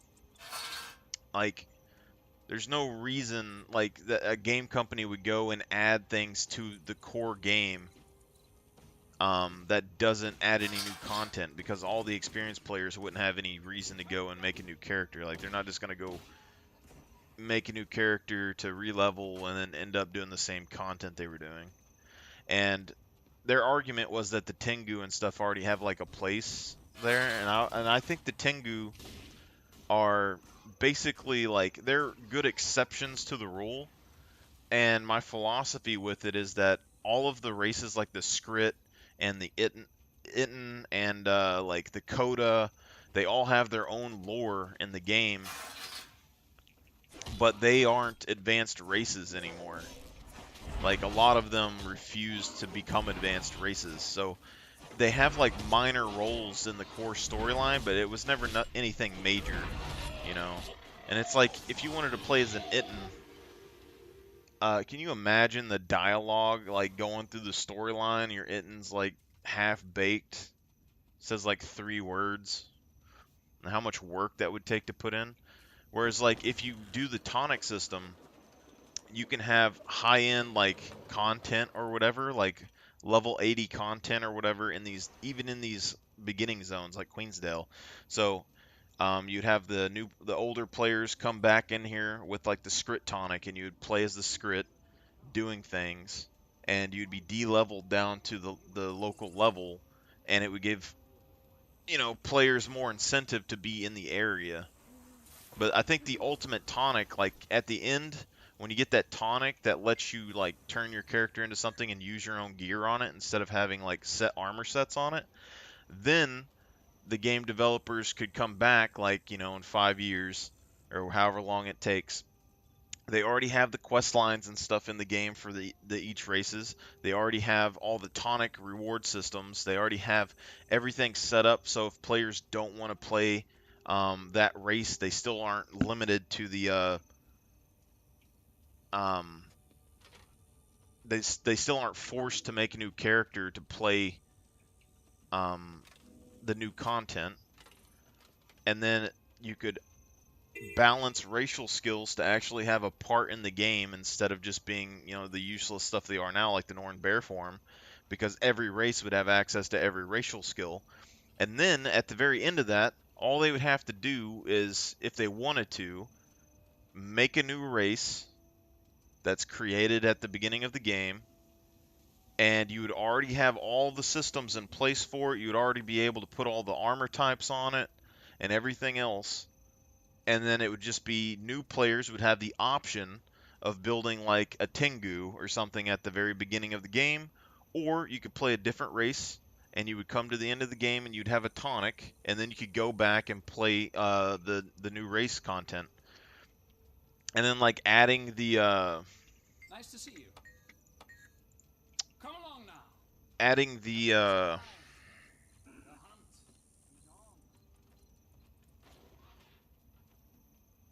adding the race to the game, like for the core storyline though, like the issues with it is like, say that you had a because all the players that were having complaints about my idea was basically saying that each race has to have their own starting zone.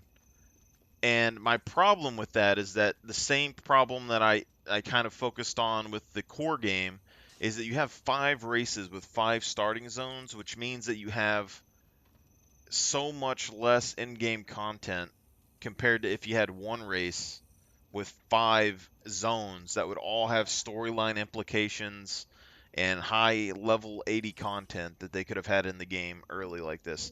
So like if they introduced the tonic system to the game in Guild Wars 2, instead of say 5 playable races, then they could have all of the voice lines and stuff like for your characters for every race, but you'd also be able to play every race with the combat tonics. It would be kind of a more involved system, I'm sure, but the only way I could see you making starting zones for all the different races in the game is to reuse the current areas. So like the Tengu, they're kind of an example because they already have their own area. They were already positioned in an area to give them access to the storyline in the past. So that's a good example. But like, and because that basically that's what they brought up, was that the Tengu were built to be a race added to the core story. So if they add any races to the game, they have to be able to do the core story, and they have to have their own starting zones, because that is how all races have to be, or whatever, apparently. And my argument is that the Tengu are kind of more of an advanced race. They're already positioned around the game and everything else.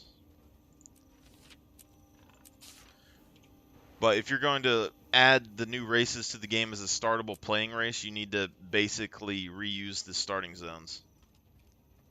So the Skrit here would be able to do quest lines inside of Queensdale, and then the rest of them, and kind of it branch out to the different Skrit areas.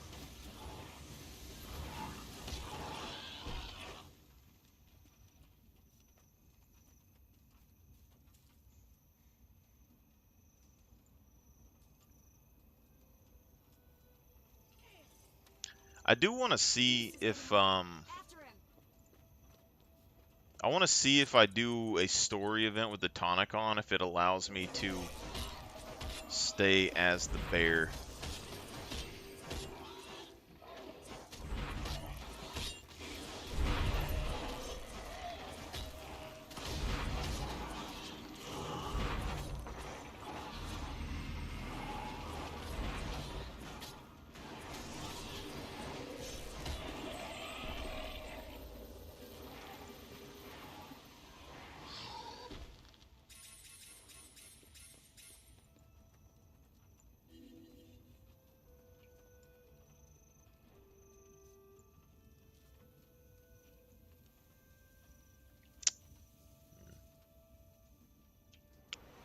So let's go over to Queensdale real quick.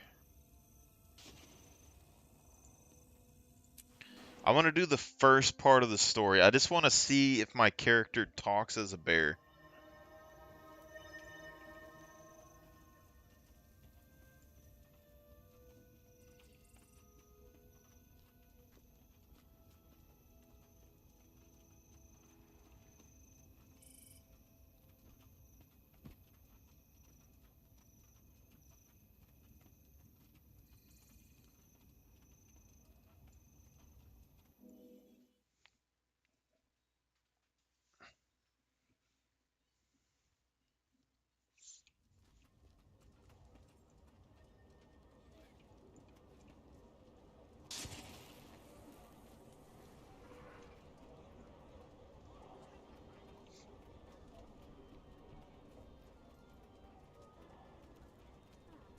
I also like that the combat tonics allow you to like move with your weapons wielded, because other characters, like, they stick them in their backpacks and stuff way too often, you know?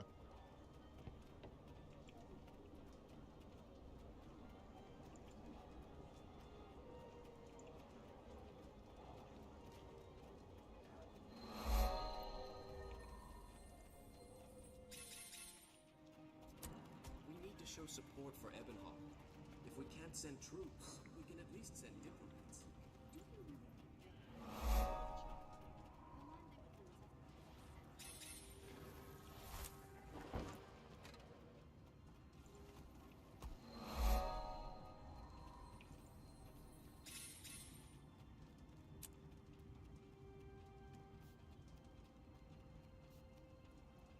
I also like the combat tonic idea because, like, say my Char, for example, like my new Elementalist, I don't necessarily like playing as,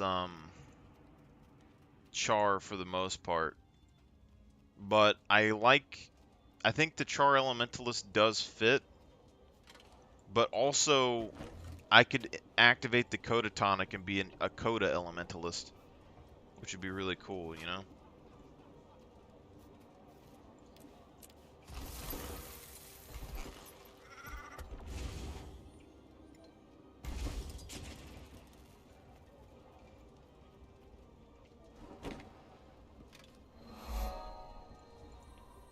Gets that Weapon Master outfit on.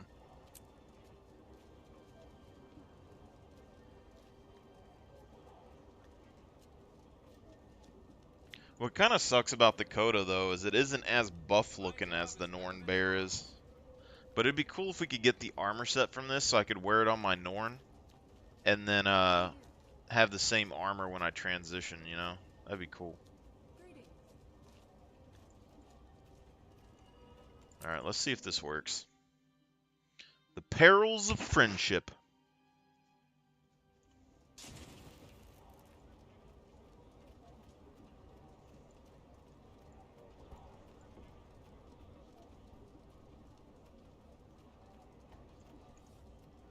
King Barrador.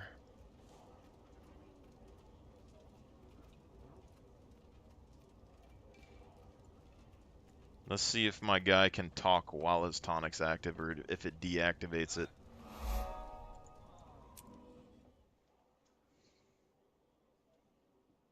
Damn. Hey, there you are. It's great to see you back on your feet. Come on, let's go for a drink. I'm buying. You're buying? This must be a special occasion. Oh, and thanks for coming to see me when I was injured. Hey, that's what friends are for. Besides, did you see the priestess of Duena? Cute.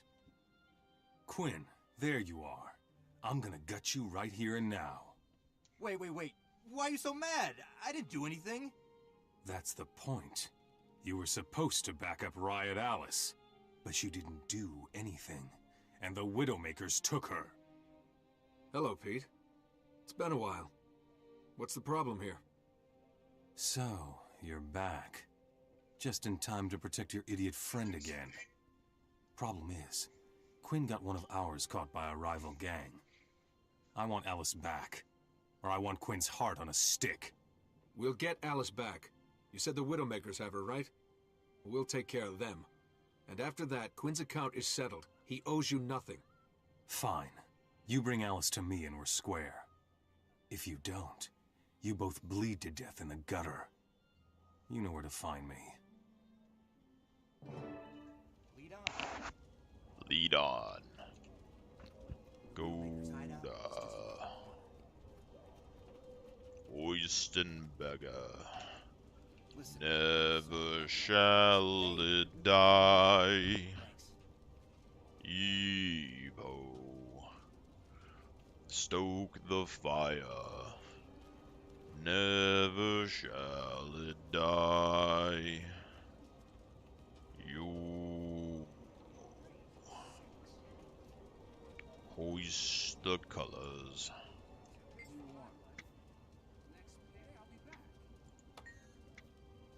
I saw a few of these clowns hanging out under the bridge. Let's get the password from them.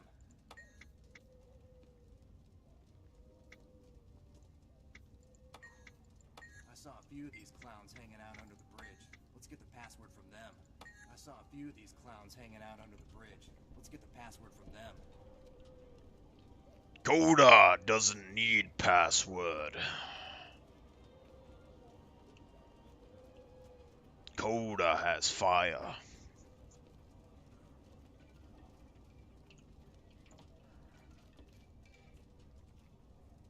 It's some of Pete's thugs. Get him!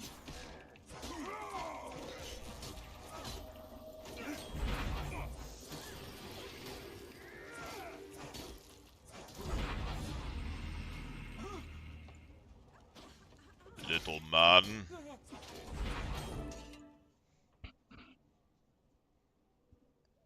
All right. We want the password to your hideout, and we want it now. If I tell you, you'll let me go? Yeah, we'll let you go. As long as you don't warn them. I won't! They didn't protect me. I don't owe them anything. The password is Salma's Bloomers. Forget it. They're too tough. Salma's Bloomers.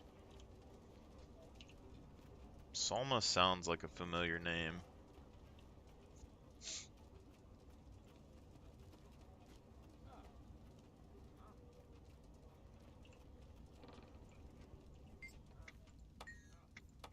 Trouble. Pete's goons are here.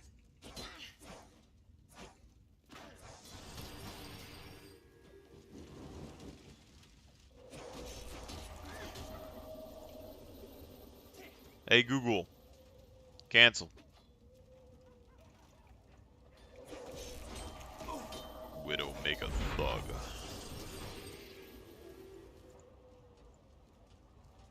You dare challenge Coda? Coda smash. Coda smash.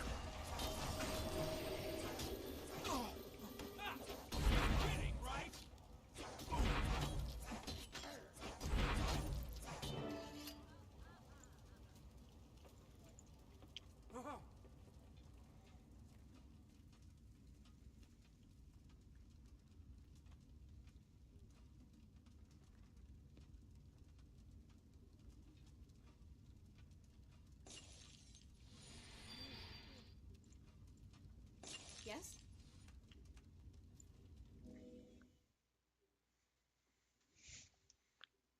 Thanks for the rescue. I was really starting to hate these guys. As for you, Quinn, this almost makes up for you getting me caught in the first place. Almost. Hey, I always clean up my own messes. You were never in any danger. They're dating. Right, Quinn. Whatever you say. Come on, we need to get Alice back to Two Blade Pete. I'm right behind you. Anywhere's better than here. Yes. Here's what I would say about this, though, is that if I'm a human and I use a Coda tonic and a Norn comes up to me, I instantly think I'm stronger, okay? Their bear form has nothing on the Coda.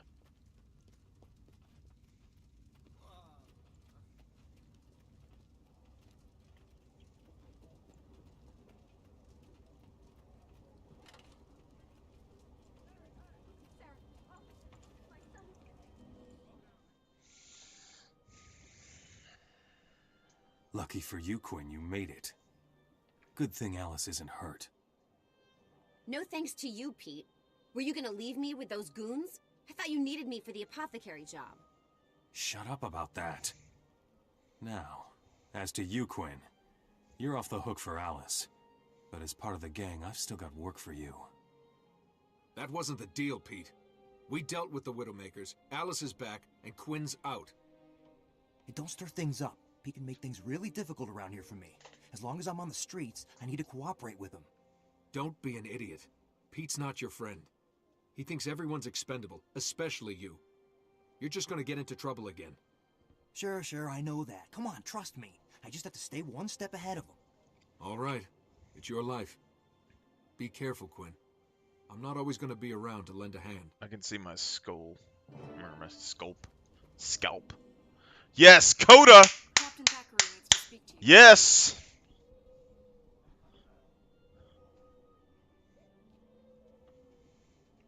That's what we need right there. Video proof of Coda existing in the story.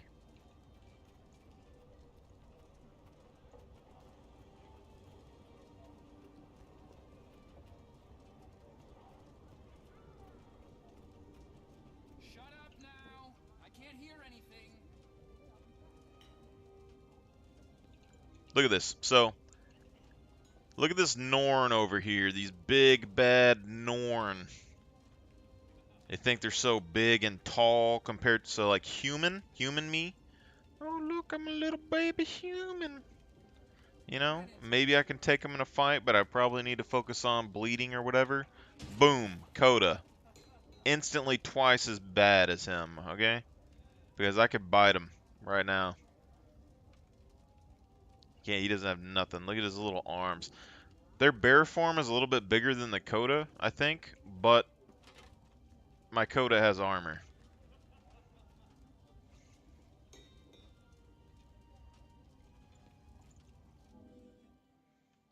just wish they had the coda in the video here. Like, Thanks for coming. I just want to be a Not too coda busy in to this have a word video with me, scene. are you? I need some information about a thug named Two-Blade Pete. Pete, huh? Yeah, I know him. He's always been trouble. These days, the less I have to do with him, the better I like it. Glad to hear that. His gang's mischief's getting downright deadly. Know anything about what they might be planning next? I just helped my friend Quinn settle a score with him. I heard a member of his gang mention an apothecary. That mean anything to you? Apothecary? Pete's goons have been sniffing around in Shaymore. There's an apothecary there. That might be their next target. My friend Quinn is mixed up in this. Can you give me a chance to talk him out of it? That's asking a lot, but for the hero of Shaymore, I'll try. Get Quinn out fast. My soldiers will move in as soon as they see trouble. Good luck, hero. But be careful. Coda accepts. Situations like these, the wrong choice can ruin a friendship. Or a friend. Do we go precision?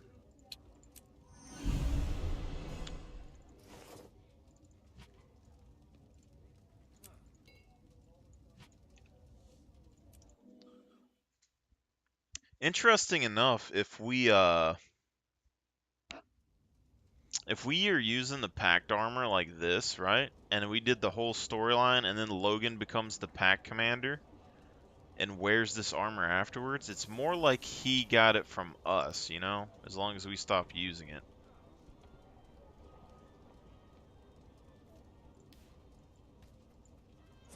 Lissa, confound you. Lissa, ooh, let me look at that ability. Look at the picture of the Lissa. Look at the like the masks are like not fully on the frontal face. Give me a second. See that? It's a central face with two side plates that are off center from her center, you know?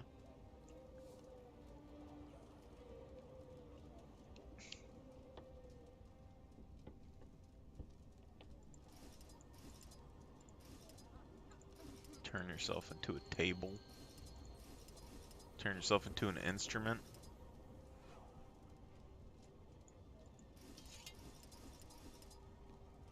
Look, Quaggin tonic. Yep. Just need a combat version, you know?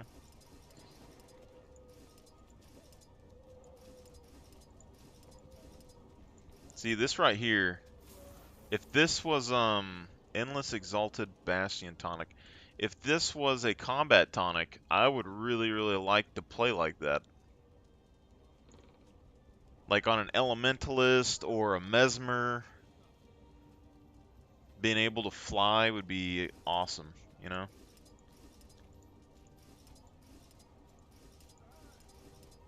Or do this Ice Golem with a Elementalist and make a bunch of Ice Golems.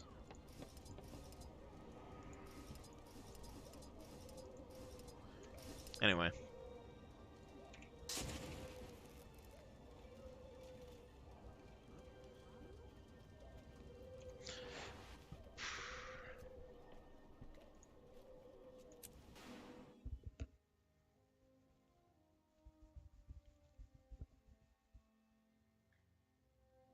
Said I wasn't going to do the storyline, and then I start working on the storyline. That's a problem.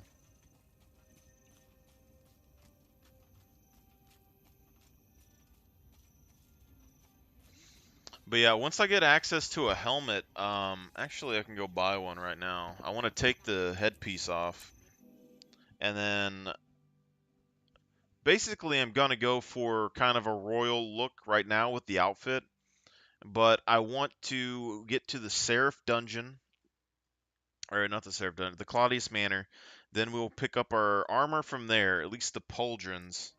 And then we need to go to the Ascalonian Dungeon and get the sword.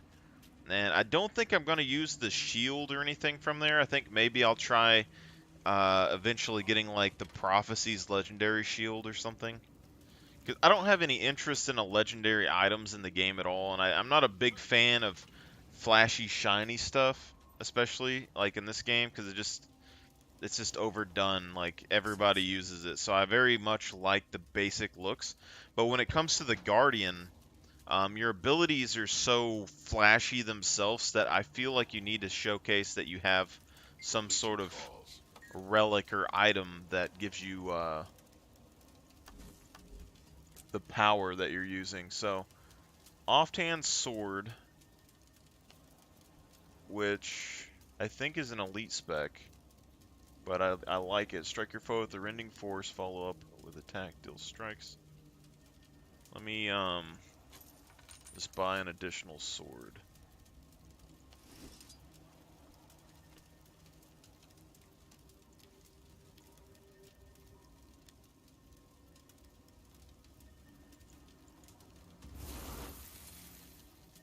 So they have Dragon Hunter, which has the longbow, which burns every few attacks.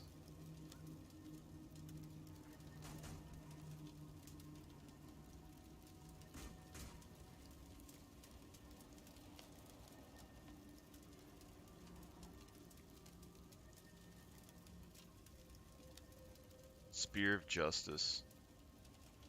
Spear light that passes through foes.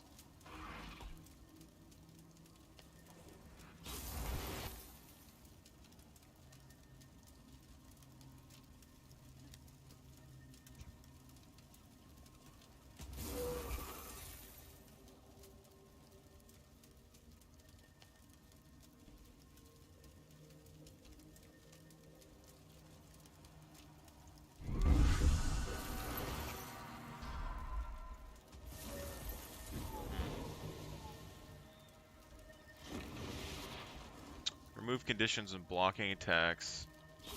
Receive less damage when you have no conditions.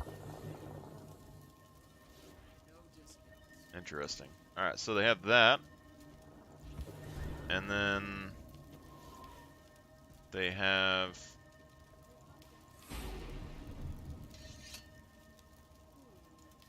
Firebrand gets the axe. Willbender gets offhand sword.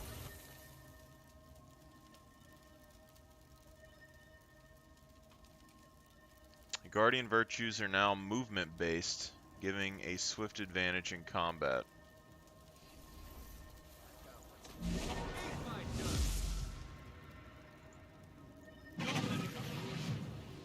I kind of like that.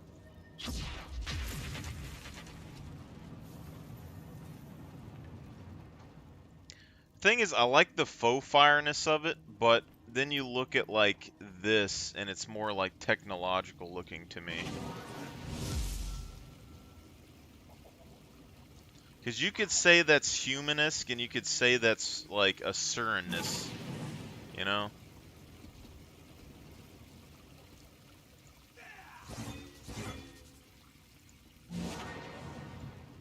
And like the sound is more technological sounding, you know?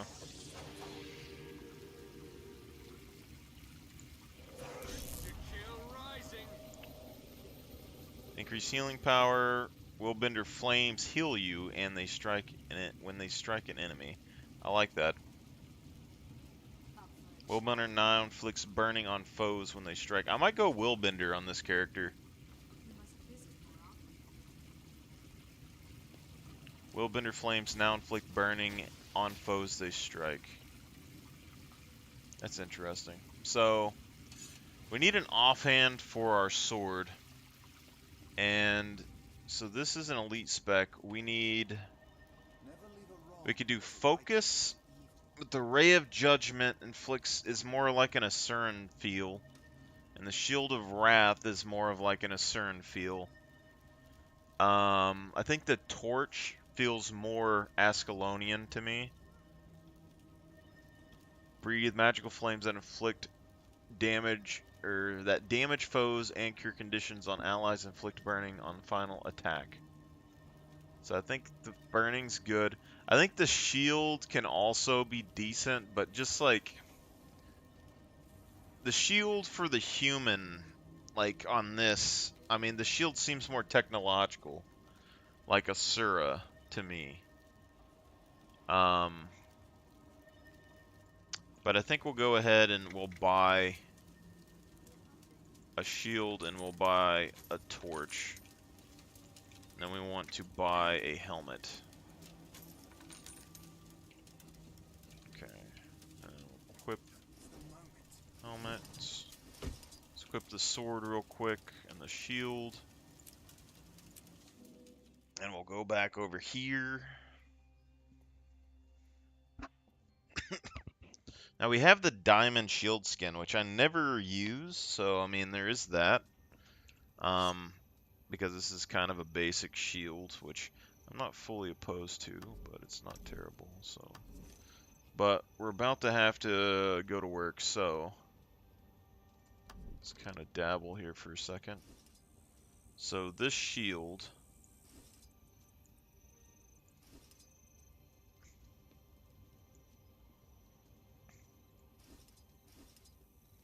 Like things like this, like the Guardian, doesn't make much sense for, because it's so blue, you know.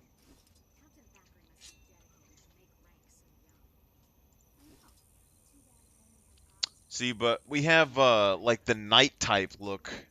So like if we did a night theme that was just like metal, I've always really liked having this shield. I don't know if I would use it on my warrior when I do a night theme, but I've always really liked this shield, the Guild Defender. But only if you take the guild icon off, because it's like one of the only just kind of simple, basic metal shields that you can get, and it's pretty shiny. But the Diamond Aegeus is free for us to use, but I never see anyone use this shield for anything, actually. And it's not a terrible looking shield. I mean, if you do like a white color or something on your armor, it's not bad.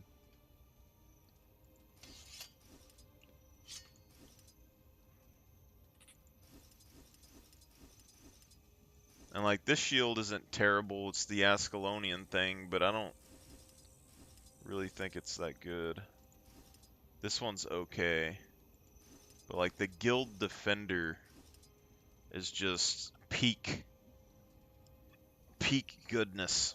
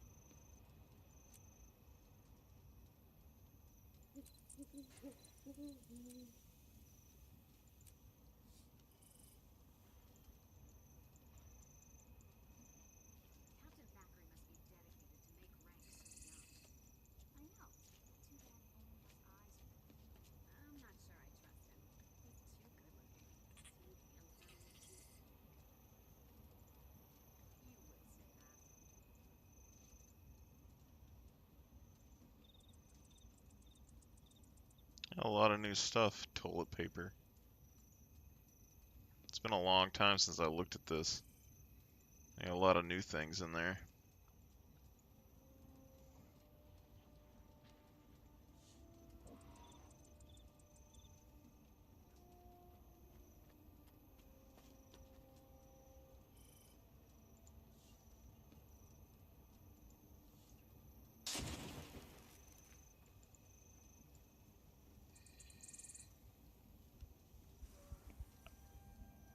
Alright, so let's look at the skills real quick. So if we do this,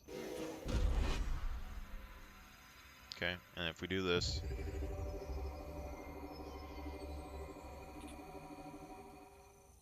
see, it's just the barrier seems very Asura. Create a shielding wave in front of you that gives protection and Aegeus to you and up to 5 allies. And I think protection is fairly strong for the Guardian. I mean, the Aegeus is okay, but 33% damage reduction. And if you can get that to stay on infinitely, it seems really good. But this is like, pushes foes back, absorbs projectiles. You can detonate to heal nearby allies. It's not bad, but when you consider the Revenant has like an infinite AoE block shield, I just don't really know if it's worth it, you know?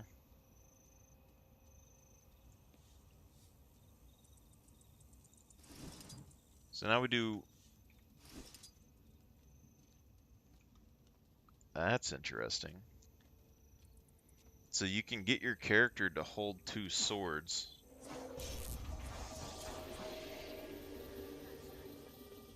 But you can't use it.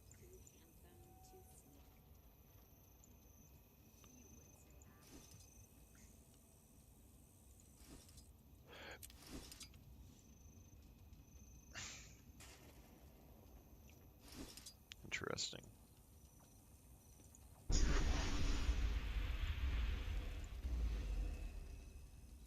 So, set yourself alight, periodically burning up to 3 nearby foes. The final pulse applies additional burning. Throw your flame to damage the target foe.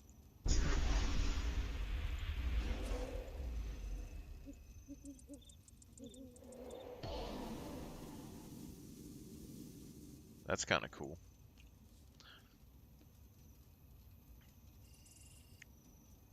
See what kind of torch skins that we have. I never used torches in this game, but we got a lamp.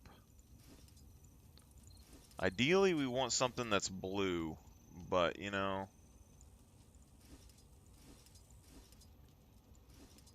Pyre...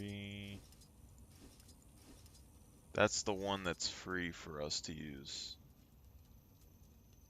Flame beacon.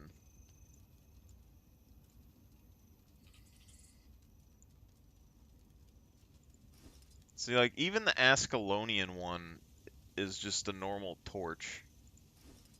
Coden torch is normal.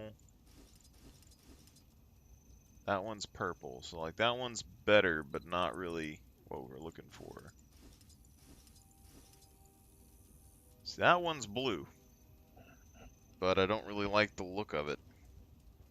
Which means that we have a torch issue coming in.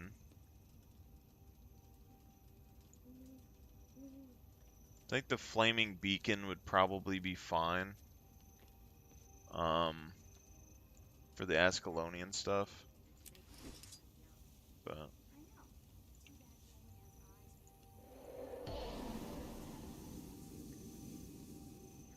But I mean, the fire isn't coming from the torch itself, so it isn't the worst thing in the world.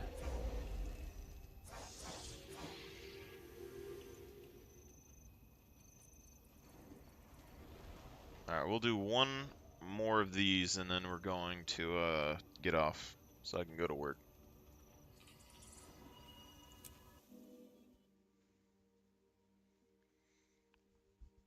The only thing I can really say is I don't necessarily like the idea of not having a shield. Help! They're going to kill me! Seriously, guys, we can still work this out. So, like, I don't like the idea of not having a shield on, like, a knight character, kind of, but I guess it would make sense. I guess we could just say it's like a... With our powers, it doesn't matter. Please don't kill me. I've given you everything you asked for. What are you doing? We don't need to hurt her. We do what Pete says, and Pete says she dies. Yeah? Well, I say no way.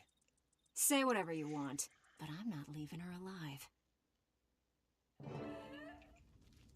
Hello.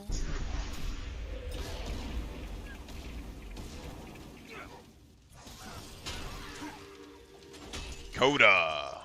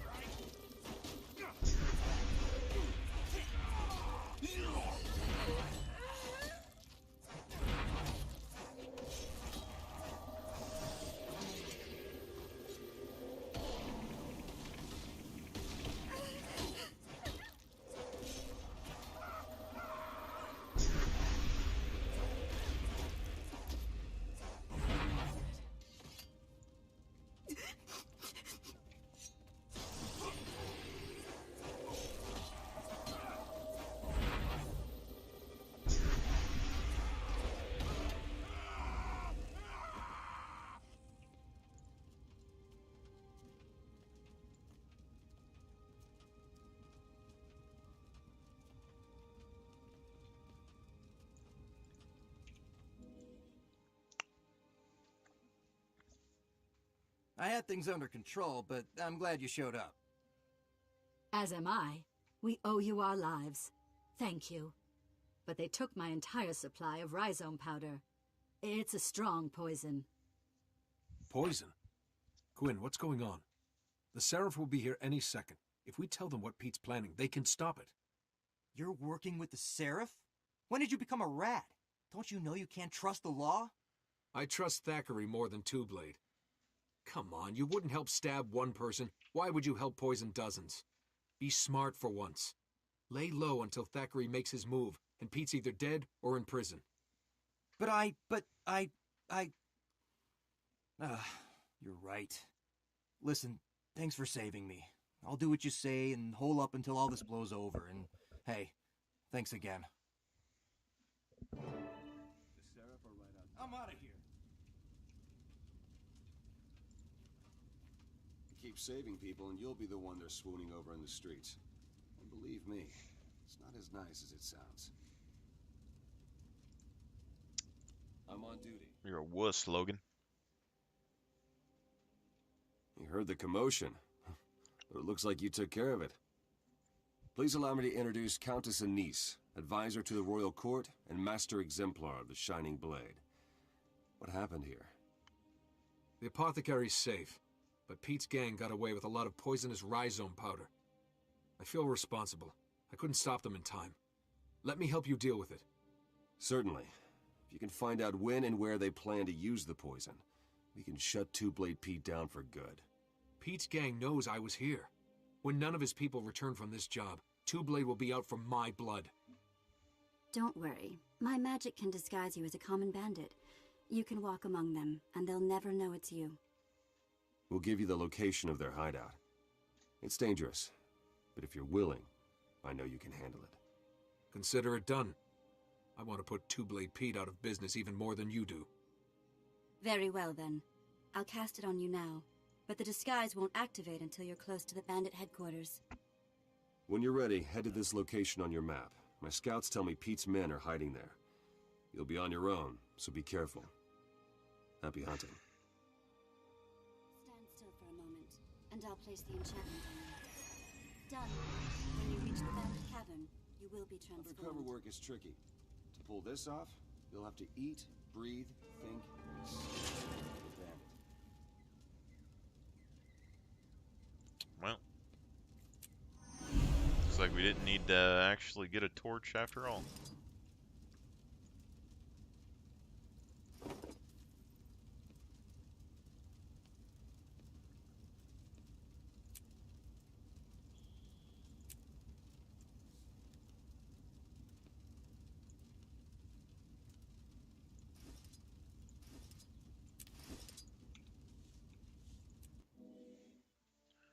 Coda good.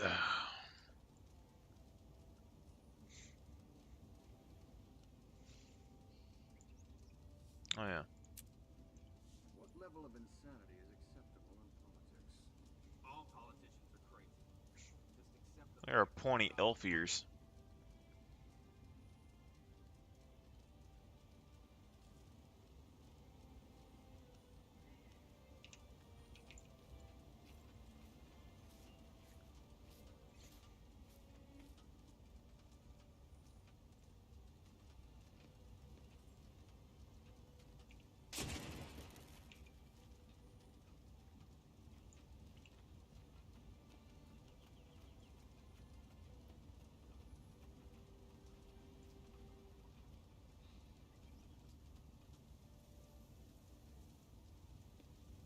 I would almost say, like, because we did the storyline up to Battle for Claw Island, and we were like level 40 or something like that.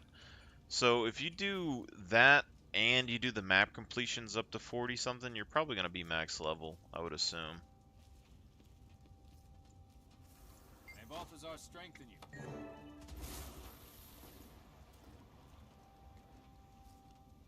That's the average player right there. Mach 10.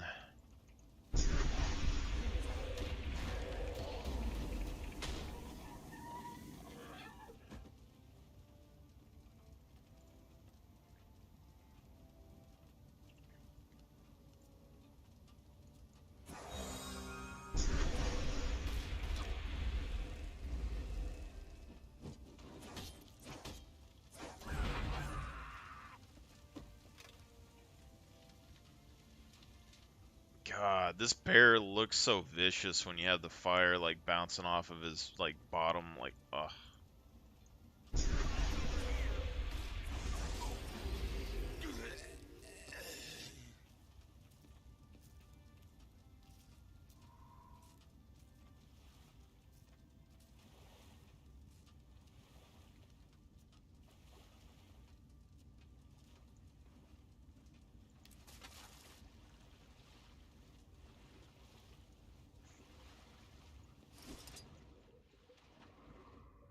And you don't have to use the reed breather. Can't use the tonic underwater.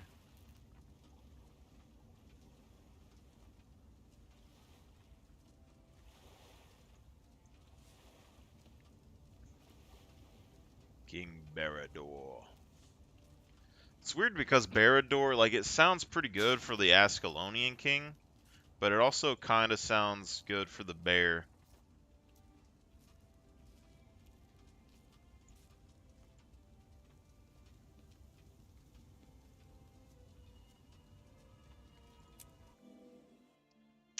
I'm not exactly sure why you would need to go undercover for, like, the operation here exactly, because you're already known to the bandit people, you know? Look what the script dragged in. Who are you? I'm new. Just got sprung and I'm But see, like that right there, we're in a disguise right now, and it shows us in the disguise during the video. So it's already in the game to where they could implement it as well.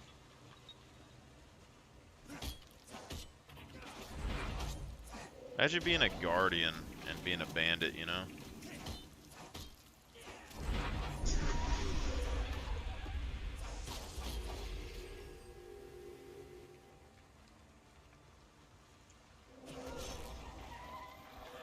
It's almost time. I'm so excited. I've done anything this morning.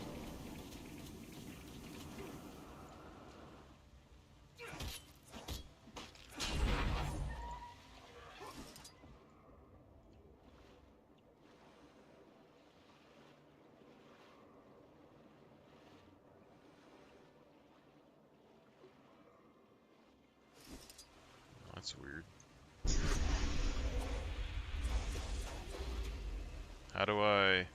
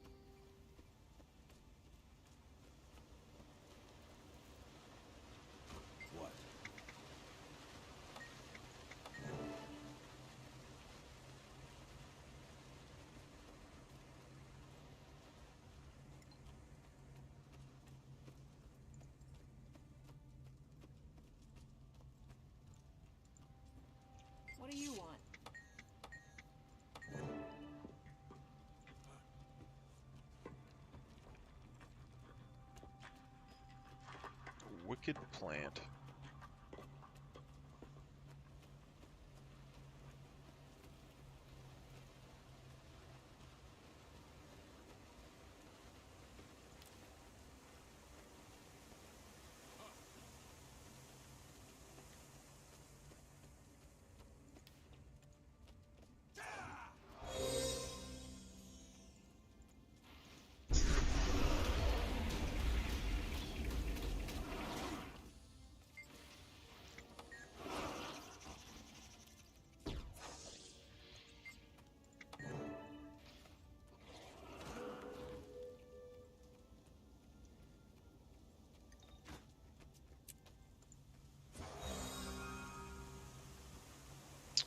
It's weird because granting a random boon to yourself in a random condition to target foe, 12-second cooldown. But if you had like boon duration, you could just use this as just a way to give yourself a boon, you know? You got a Geas a couple times there.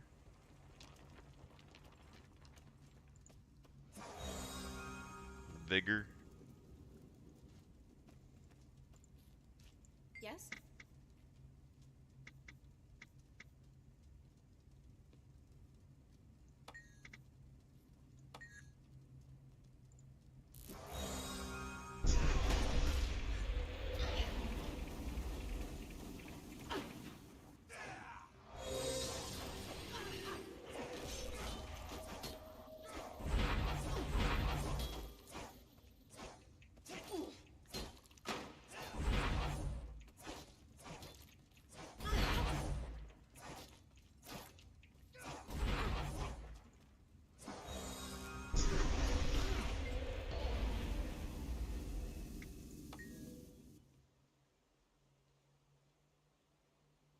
Wait a second. You look really familiar. Yeah, I used to run with Pete a long time ago. I just got back. It's not like it used to be. Yeah, Pete's not the man I thought he was. He doesn't care about the struggle at all. Just gold. Why don't you get out? It's possible, if you want it bad enough. I've been thinking about it, believe me. Best not to talk here, though. Hey, stay out of trouble. Maybe I'll see you again.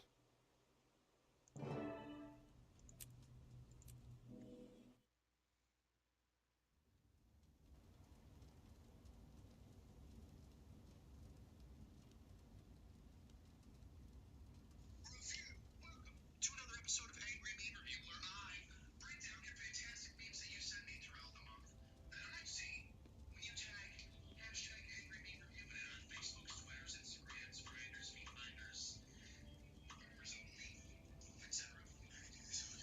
And I share them with everybody else. Now, this Angry Meme Review, much like every other, had its own homework, and this one must have been everybody's favorite because I got the most submissions from this homework, more so than any other Angry Meme Review homework by far. And this fantastic thing that you see right here was your homework.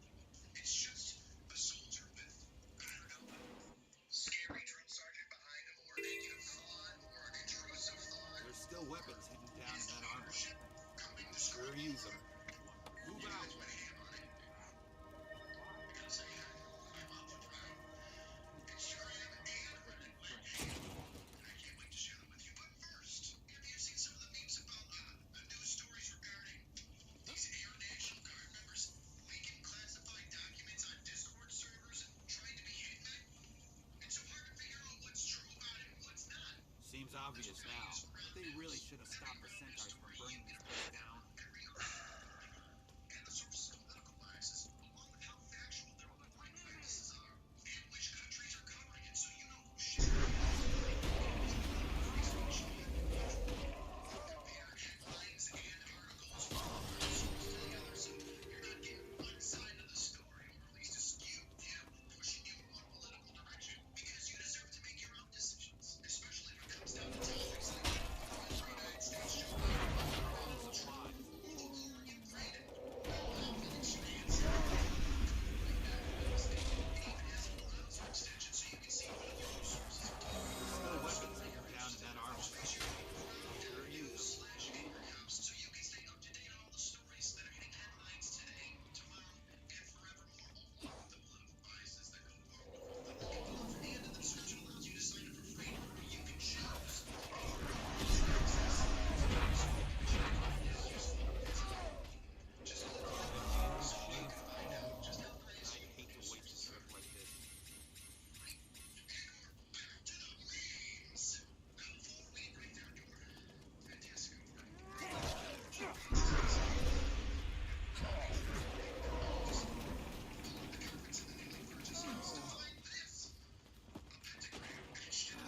centaurs ahead.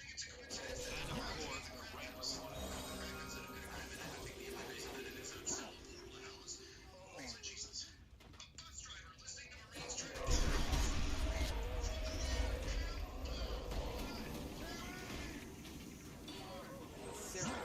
That's the last of them.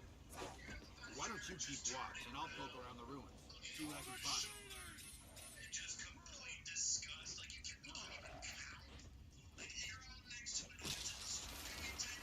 These will come in handy. Now we just need to take them back to the garrison.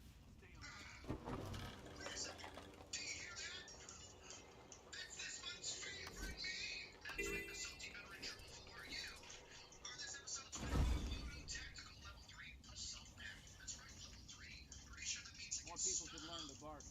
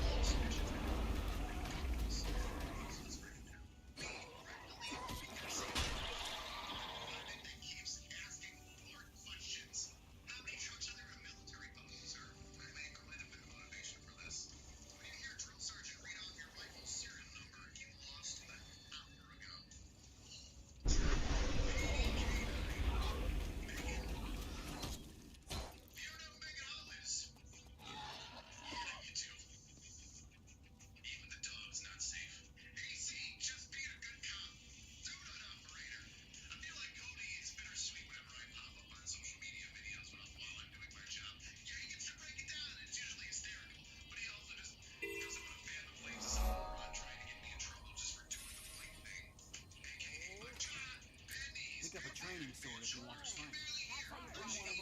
Get information. Remember, don't release your shot until the order is given. Show these whelps how it's done. Pick up a shield and get in there.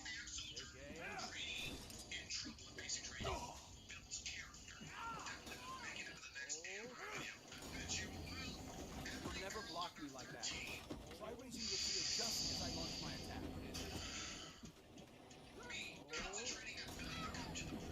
Good. That's how you block an attack. Again.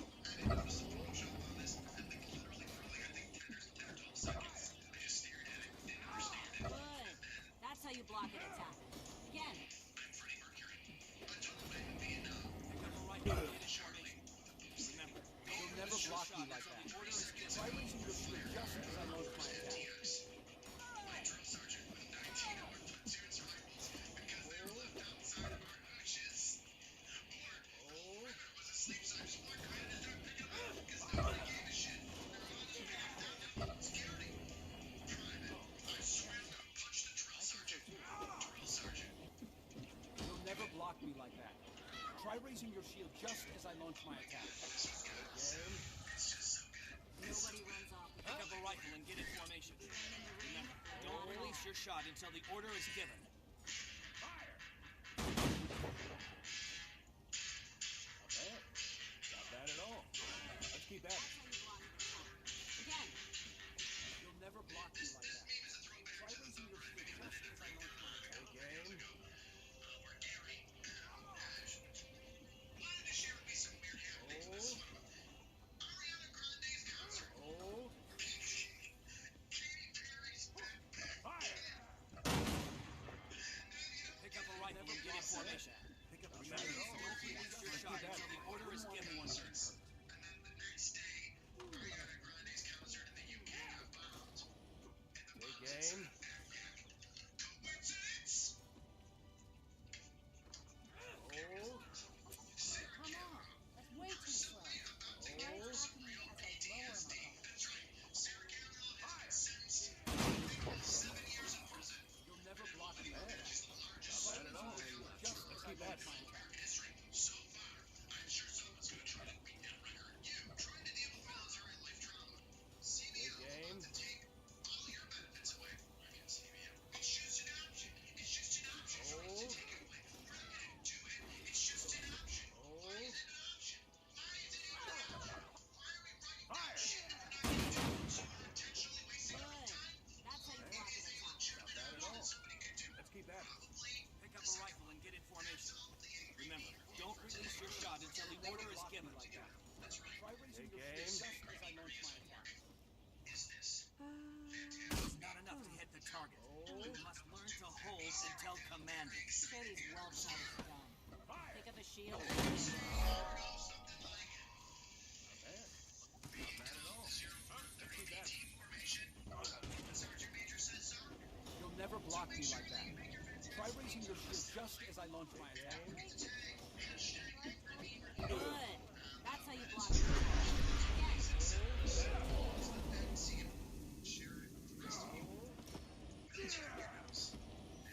Again.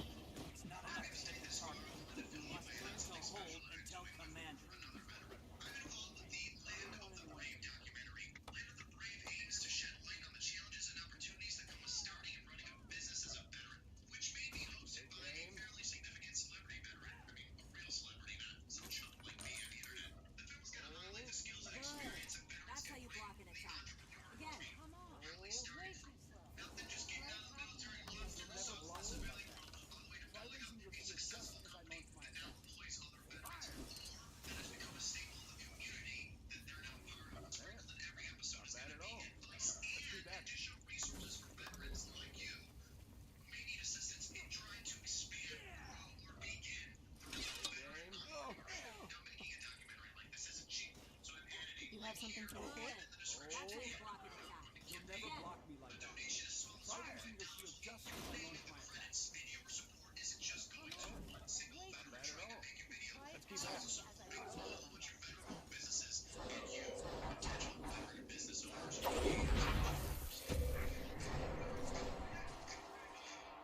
Random memes. Do whatever random memes do. Are they racist? Oh, I hope not. I guess that would be bad. Watch out. Fire! It's random memes. Not bad at all. Let's keep at it. All right, I gotta head out, guys.